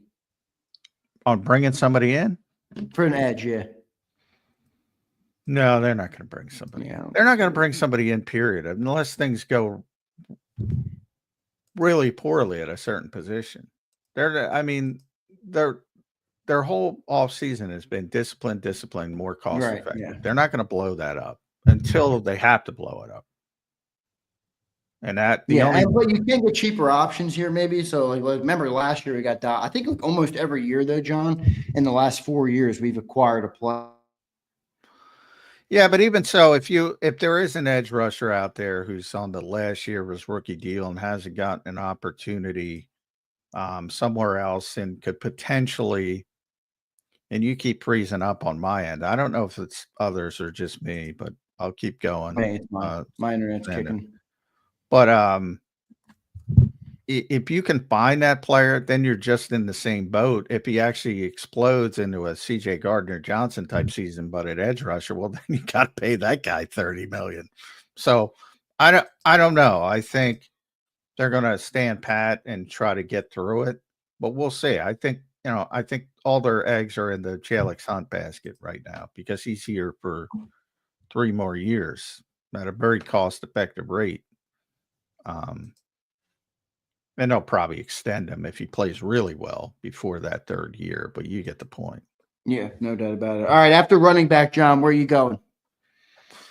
I'm doing this on the fly. Yeah, it's hard. It's hard to do it backwards. I threw another wrench in there for you. Well, I think there's a lot sort of jumbled up because I got the top 3 kind of locked in. Then it's just kind of jumbled mishmash. So I'm going to go. And again, this is understand because the Eagles are so good and so talented. This is basically all related to depth. So don't lose your minds. But I'm going to go. Corner. Obviously, it has nothing to do with Quinyon Mitchell and Cooper DeJean.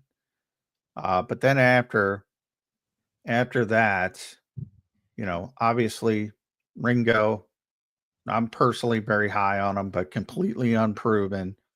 Adoree Jackson, I like him as a veteran insurance player. I don't like him if he's got to play a lot. And then after that, you're talking about Eli Ricks or Mac McWilliams. And if you really want to go down to the AJ Woodses and BJ Mays and Tariq Castro Fields of the world, kind of shaky. There's no Isaiah Rodgers to come save you. But I mean, it's hard to find players like that who are, capable backups who can come in and play at a high level. Not bad. Could Eli Ricks be that guy? That Isaiah Rodgers role type of guy? Boy, I don't see it. I mean, I'm thinking if you keep 5 corners, right? You have to keep. Obviously, you're keeping Quinyon, Cooper, Kaylee, and Adoree. Those are locked in. I did my 100%ers club on Sports Illustrated. Everybody can check that out at si.com. But last year, I picked 37 guys that 100% chance to make the roster, barring an act of God, injury, blah, blah, blah. I was 37 of 37 because 100% means 100%, not 99%, not 98. Like Jahan Dotson, he's 98%. Kyle McCord, he's probably 99%, but they're not 100%ers. I mean, no doubt about it, going to be on this team September 4th. And I think there were 34, so it was a little bit down this year. So if you're keeping 4 corners to get back 5 corners, all right, the 5th guy's got to be Mac McWilliams, a 5th round pick, or Eli Ricks, a guy you've kept around for 2 years. That's like Sophie's choice for Howie. He doesn't want to cut a draft pick. So can he keep 6? You can keep 6. A lot of teams keep 6 corners. But again, Eli Ricks has been here for 2 years, didn't play at all last season, played a little bit as a rookie because they had all those injuries at the slot, but was completely out of position. Here's the problem with Eli Ricks.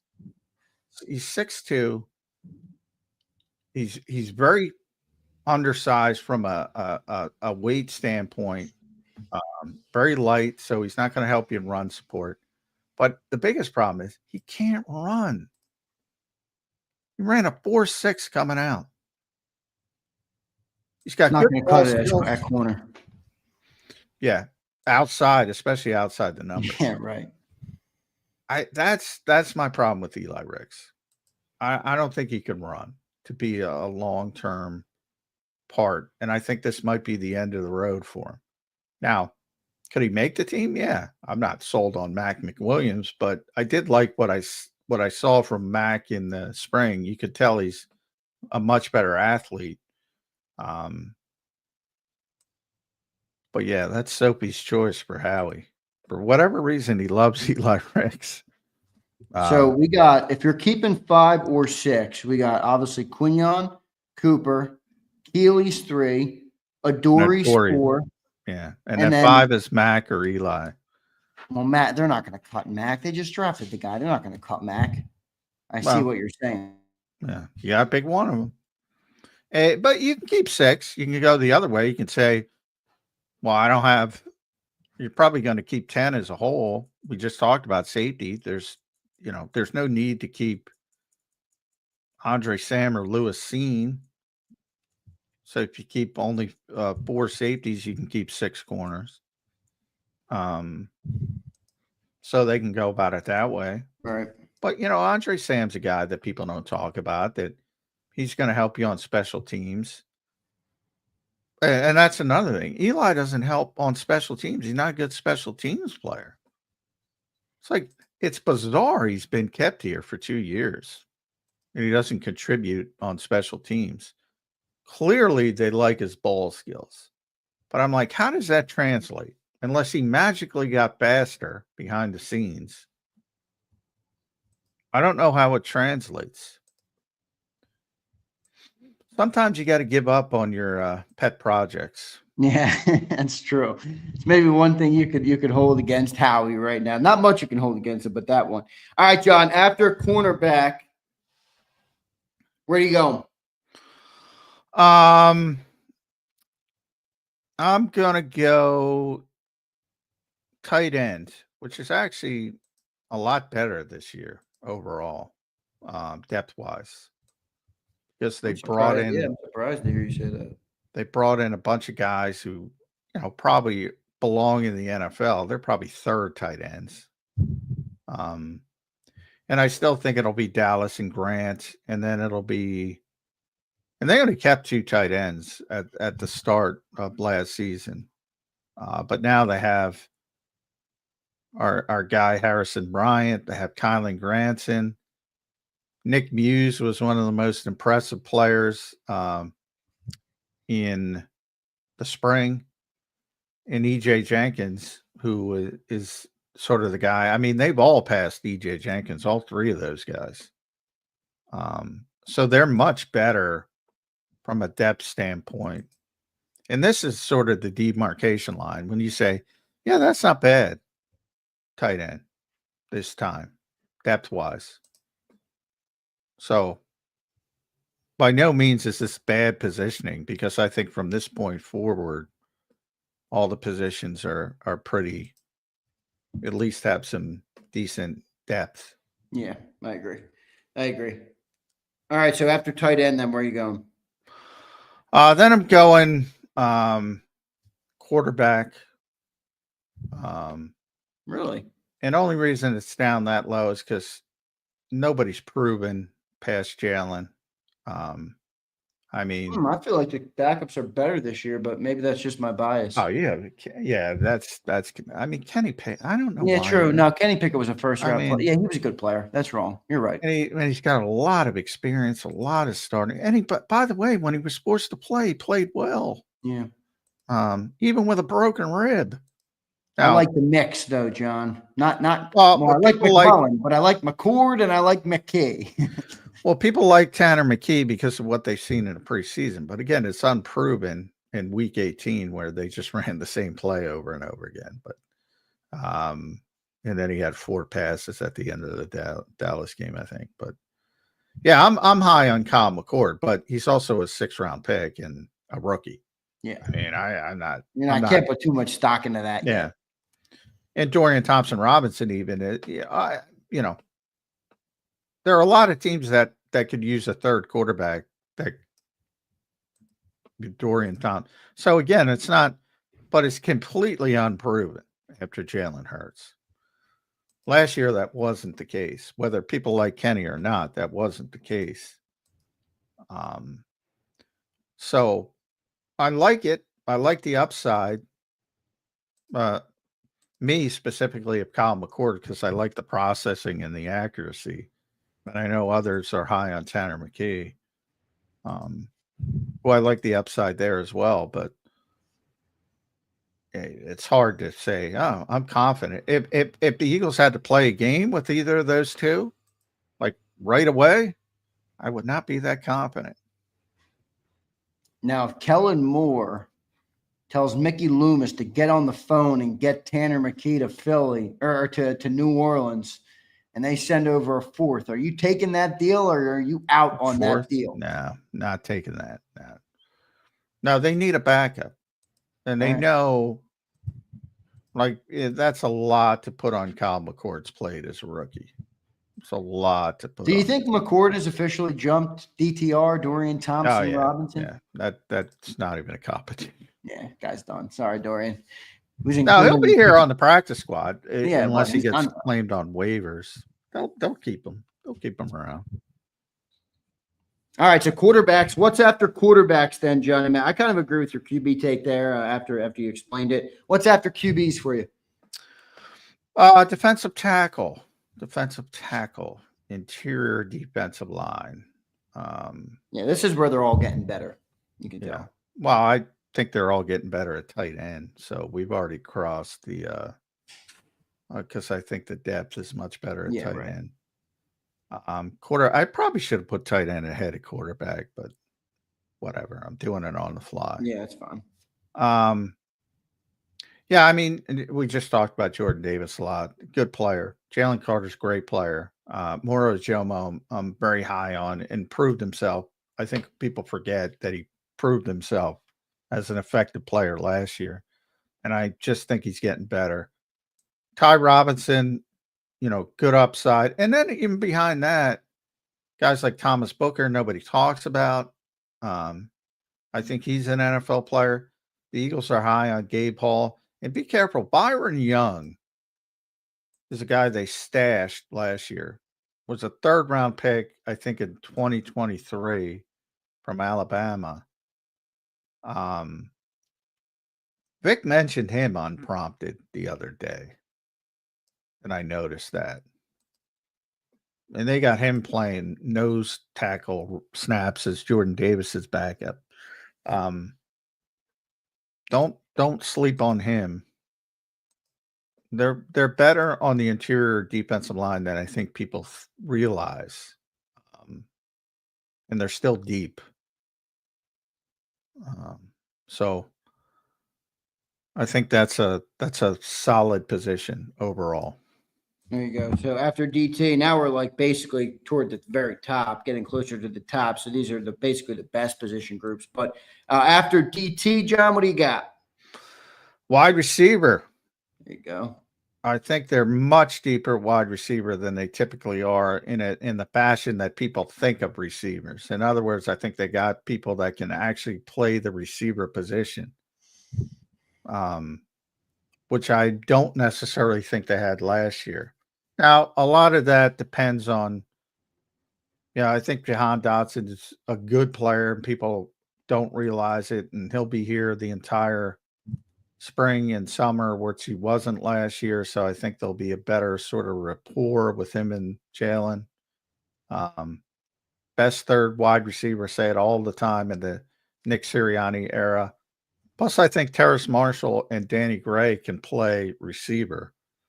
And then they have the unique guys, Johnny Wilson, who can block, Anaya Smith, who can return kicks. So I think they're much deeper than they typically are at receiver. And obviously at the top is off the charts with AJ and Devontae. But I think they're much deeper than they typically are. Yeah, I agree. I think it's interesting, John, is that AJ Brown and Anais Smith have really seemed to taken a liking to each other. They're in like all each other's videos. Anais was at all of AJ's celebrations this year. It's pretty cool, pretty interesting. set up there. It's good stuff, though. Good mentor if you're Anais Smith. Listen to that dude. All right. Listen to that guy, Anais. That guy will teach you some things. John, after wide receiver, what do you got? Okay, this is not short term, but long term. The Eagles are incredibly deep at linebacker. Zach Ball, it's amazing because if we did this last year, the linebacker would have been last. Yeah. How many position groups do we have left after linebacker? Just one. Just one. All right. I thought I had that right, but I just want to make sure.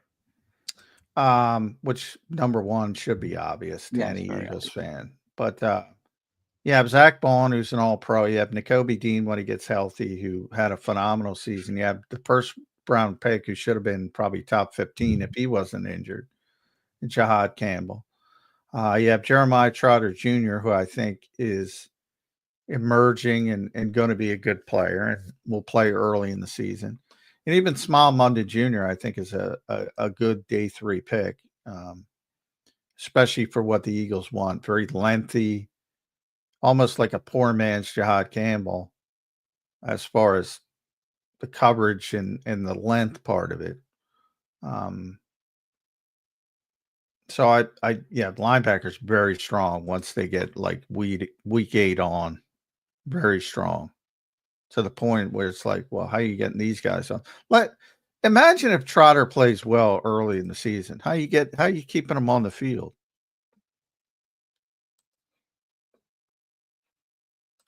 They're very good at linebacker.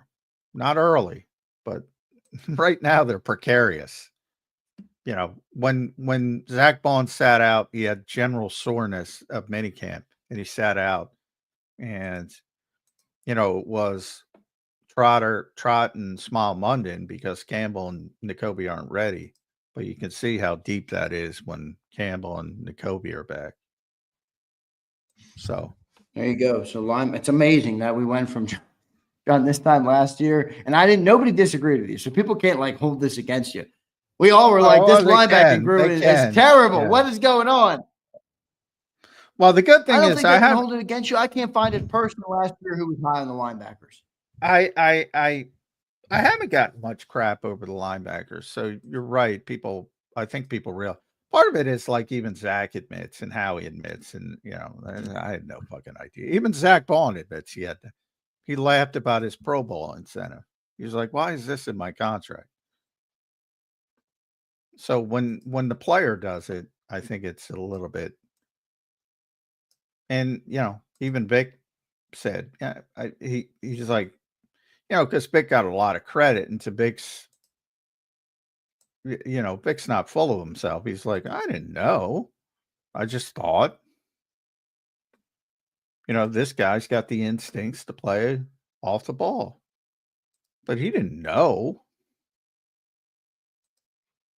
And, Zach deserves a ton of credit for that. And I think most people realize that. Absolutely. But yeah, I was hardly the only one saying the Eagles linebacker room. You were not the only one. Absolutely. All right, last one. Johnny Mac, close it out. The best position group on the Philadelphia Eagles. We all know it, but I'll give you the honors, John. I would argue the best position group in the National Football League, the Philadelphia Eagles offensive line. And that's after losing Mekhi Becton.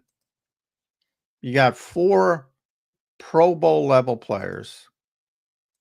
You got incredible depth. I'm going to count up here. 1, 2, 3, 4, 5, 6, 7, 8, 9, 10, 11, 12, 13, 14. I believe they have 14 NFL level offensive linemen. You can almost make 3 offensive lines of NFL level offensive linemen. I don't think I've ever seen a deeper position. Now, part of that is projection when you're talking about Miles Hinton and Cameron Williams and Drew Kendall, but those are legitimate prospects and NFL level players, especially with Jeff Stoutland. I don't think I've ever seen a deeper position group on an NFL team, ever. And I'm not even a big fan of Tyler Steen, but he's an NFL player. Yeah, definitely. And you know, I mean, how can we be nervous about Tyler Steen when he's next to, I think, 3, you said Pro Bowl, and I agree with that, 4 Pro Bowl. I think 3 of those guys are all pro candidates. Yeah, too. 3 all pro level, 4 Yeah. Pro Bowl. I just want, because Cam's not all pro level, but no, I don't think so either. He's Pro Bowl level. You have 3 all pro level. You know, even guys that people don't think about, like Darian Kennard and Kendall Lamb. Well, Kendall Lamb's already played, I don't know, 10 years in the NFL. So he's an NFL player. Matt Pryor, NFL player.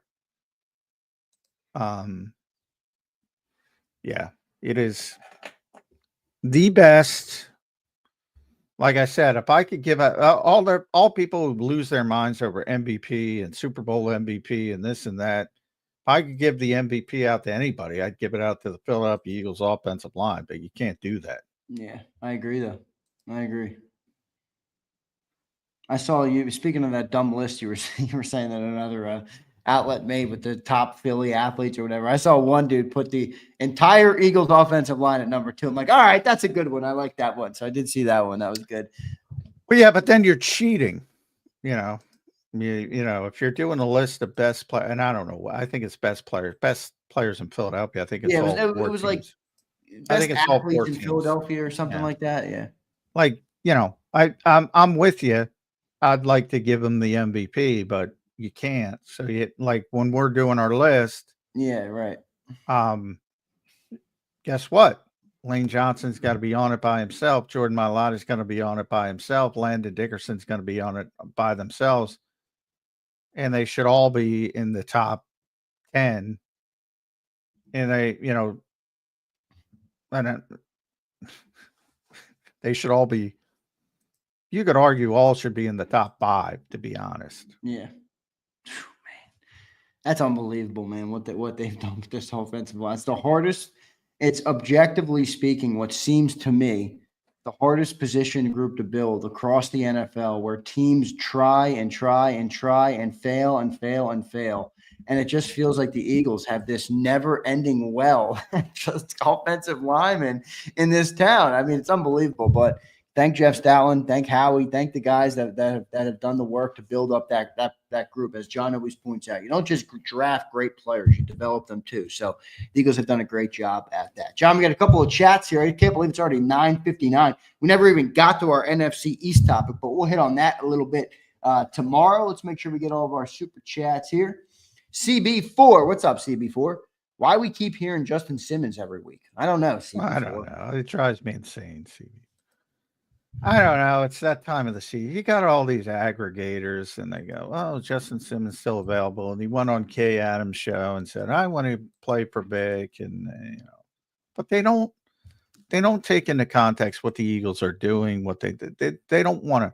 Now, again, if Andrew Makuba, Drew Makuba, because he prefers Drew. Yeah, somebody commented yesterday, why you keep calling him Drew? It's Andrew. So I was going to comment back, but just clarify why you call him Drew. Yeah, he prefers Drew. So we asked him, and that's what he prefers. So that's what he gets. Yeah, there you go. And when I make a mistake and say Andrew, I try to correct myself.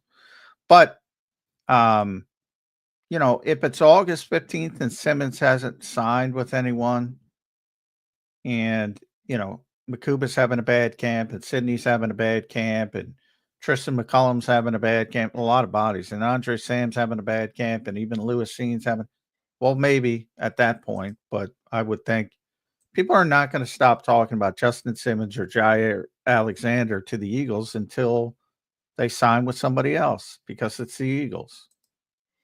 And Howie's got this reputation. But for savvier people who understand what he's done this offseason, there are different stages. And as he said pretty consistently, dating back to Myles Garrett, basically he won't talk about players specifically, but he intimated, love to have the player. We're not in a position to do so. And he's backed that up with his offseason of Temu signings. 1 year, 1 year, 1 year. everybody got 1 year. 12 guys got 1 year. Azeez Ojulari got $3 million. He was the highest paid. You're going to blow that up in the summer after you're disciplined the entire offseason? Does that sound like Howie? No, not even a little bit. So, to answer your question, I have no idea, but they're not going to stop talking about it until he signs somewhere else. We even talked about him here in a little bit. It's good. All right, Fredo checks in. What up, Fredo? Ty Robinson will be a force as a backup, and the dude blocks field goals, says Fredo Vic. Yeah, he was also fullback. But guess what? He's not going to play fullback. I like listening to him talk. I'm with you. He was like, he's very impressive. Impressive kid. Really impressive. Pre-med. Really impressive. People are going to be impressed by his physical stature, his body. He tested very well. I haven't seen that translate yet, but we'll see. Maybe it will. But I also saw a bunch of his film. Didn't seem to translate that much at Nebraska either. So maybe he's got to lose some of the bodybuilder physique and get more of the NFL defensive lineman physique. Maybe that's how you solve that. Yep, good stuff, Fredo. Appreciate the chat. Appreciate everybody for being here today. Great segments today, man. Talk Lane Johnson, talk Jordan Davis, and then ranked out the position groups. 3 great segments, 3 great topics, and we got great comments from all of you guys on each of those topics. So thank you all for your contributions to the show today. As always, hit that like button. Did we get to the threshold we wanted to reach? We did, 118. Thank you all. Hit that like. Maybe we can get to 150 by the time the music ends today. Johnny Mac, your final thoughts on this Tuesday edition of Birds 365. Yeah, sorry, I was just looking at it. Lost my train of thought a couple times. Yannick Ngakoue, sorry. Apologies to Yannick Ngakoue. That's my last thought. Yeah. I didn't mean to send those strays, but he's a perfect example of a guy who maybe sacks aren't all they're cracked up to be at times. Yep, no doubt about it. Johnny Mac, great show today, brother. We'll catch you tomorrow on a Wednesday edition of Birds 365. Thank you, brother. All right, thanks, everybody. All right, there's Johnny Mac. John McMullen joining us here on Birds 365. Great show today, everybody. Great segments, great topics, great chat interaction from the people, and great takeaways from Johnny Mac. As always, make sure you guys follow him at JF McMullen and follow me at Zander Krause over on X. I had a couple of guys in there. Frank from Philly, I responded to you yesterday. I saw you sent me your charger. Thing looks beauteous, brother. I love red. I've always loved red. So appreciate each and every one of you guys for reaching out as always. And you guys have been awesome this off season. All right. So a lot of good stuff. And here we are here on Zander Time. Good to see my guy Philly Don in there. What's up, Philly Don? Twizzler. You are crying like I haven't seen you cry in a long time this morning in the chat. I mean, every comment, and Twiz is a cry. Twiz crying about that. Twiz. Kick your feet up, get yourself a coffee, and enjoy the show, Twiz. Good night. Good night, Twizzler. I mean, I'm used to it by now with Twiz. That's the problem. That's the problem with the Twizzler, is that I'm used to it. What up, Don? Good to see you in here, my guy. Good to see you in here. Yo, don't do Twiz like Yannick. Twiz is on the Twiz is getting done like Yannick today. I can't help it. I mean, every time I look over at the chat box, I saw Twiz crying about something. Dank Bird Gang says, "Where's the drawing from yesterday?" You want me to show you that thing? I'll pull that up. That was who said that? Ralphie? No, what was his name? Damn, now I feel like an asshole. Now I feel like an ass. Let me find. Yeah, Wolfie, not Ralphie. What'd I say, Ralphie? Wolfie. It's Wolfie. All right, so I don't know what to make of this drawing. Let's see what you guys think. Let's see what you guys think of this drawing. Dank, I'm happy you brought this up because this is an interesting one. All right. I got really no clue what to make of it. But let's show you guys it. No, I don't want to do that. Share this. Yeah, like I don't know what that is, but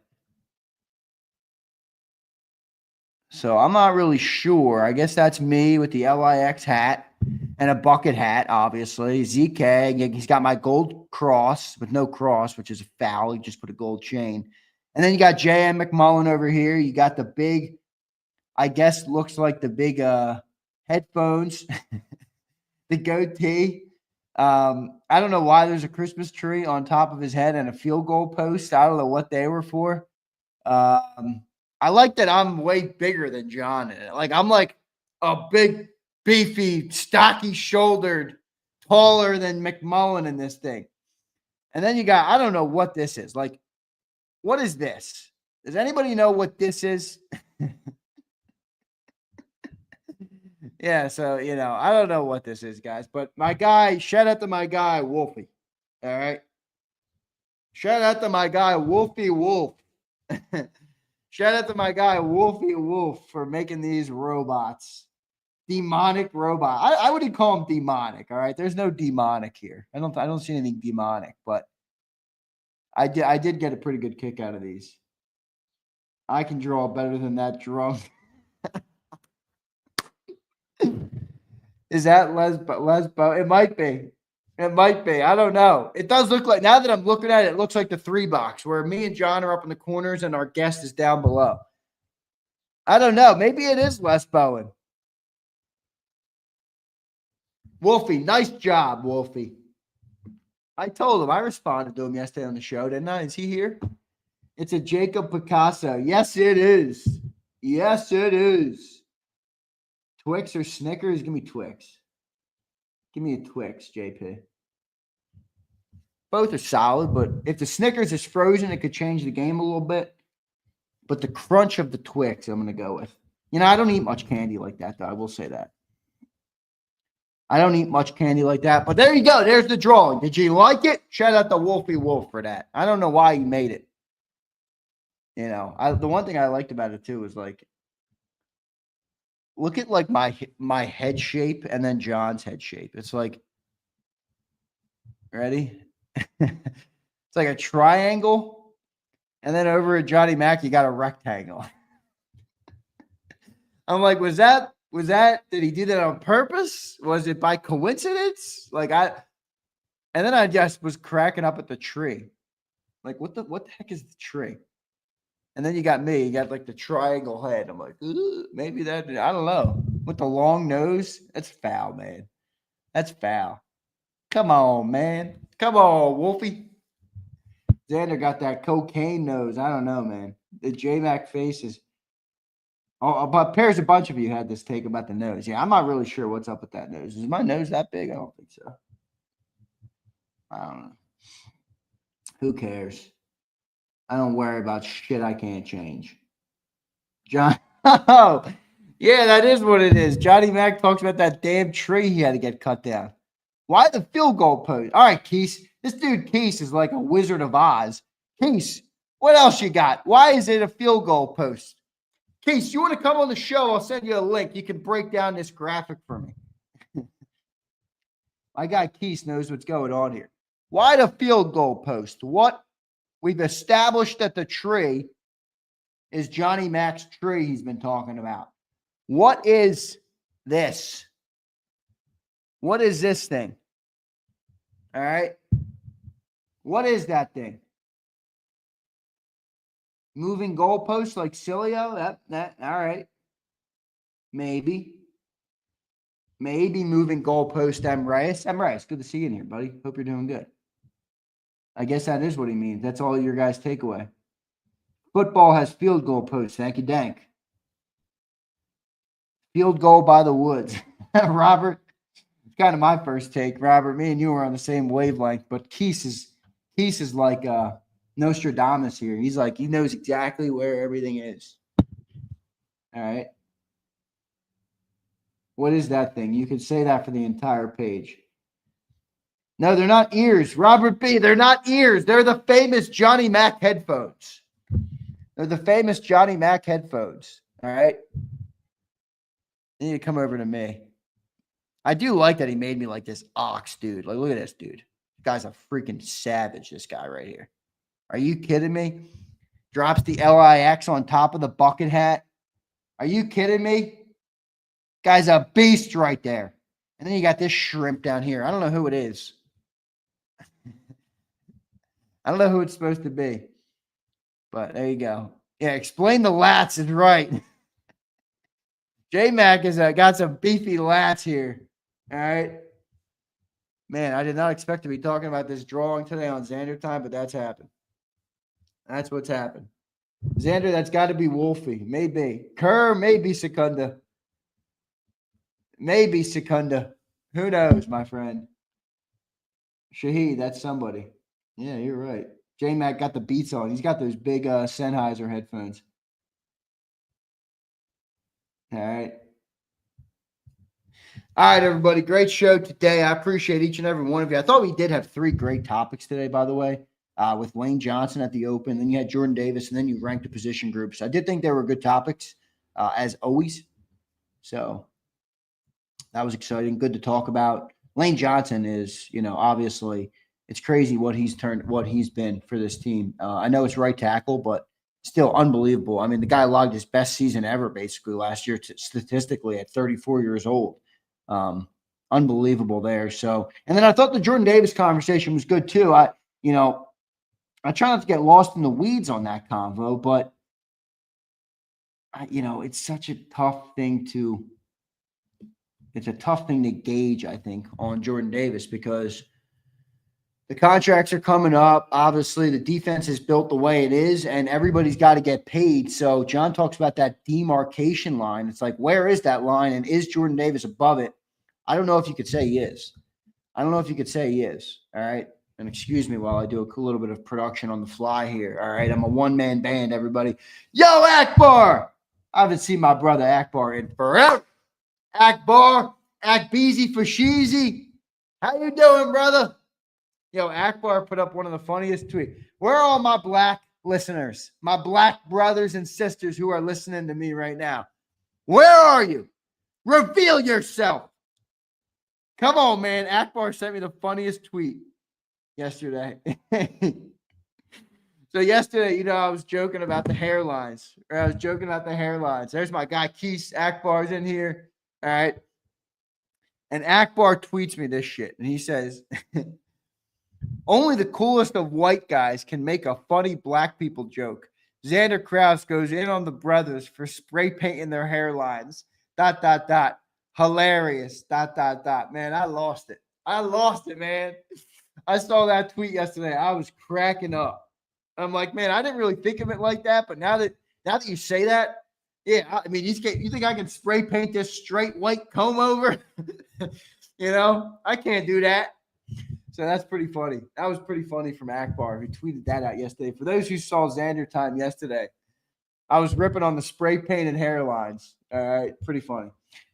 Akbar, it's great to see you in here, bro. I hope you're having a great summer, off season, whatever you want to call it. It's good to see you in here. One of the things I'm most excited for the season is the post game show.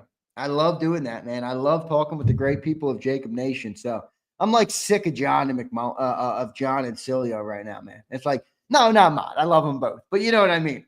I'm looking to talk to some Eagles fans. Maybe we'll do one in the offseason. But I am super excited for that. Akbar, I'll give you credit for this. You made the post game show famous. All right. You were the one who made the post game show really work because Akbar comes in. It's like week 1, man. And you guys remember the season started pretty ugly last year. It was like 1 or 2 or 3 or whatever it was. And he's like, this bull Jalen Hurts looking like Steve Martin. He's bum juice. And there we go. That set the fire ablaze for the entire season. All right. It did. It truly did. Ryan says, I might come on the post game show. Yeah, you are, Ryan. I'll get you up there, brother. I'll get you up there. Keese, I'm looking to get Keese up there on the post game. Yo, Keese, I'm going to start calling you this. You ready?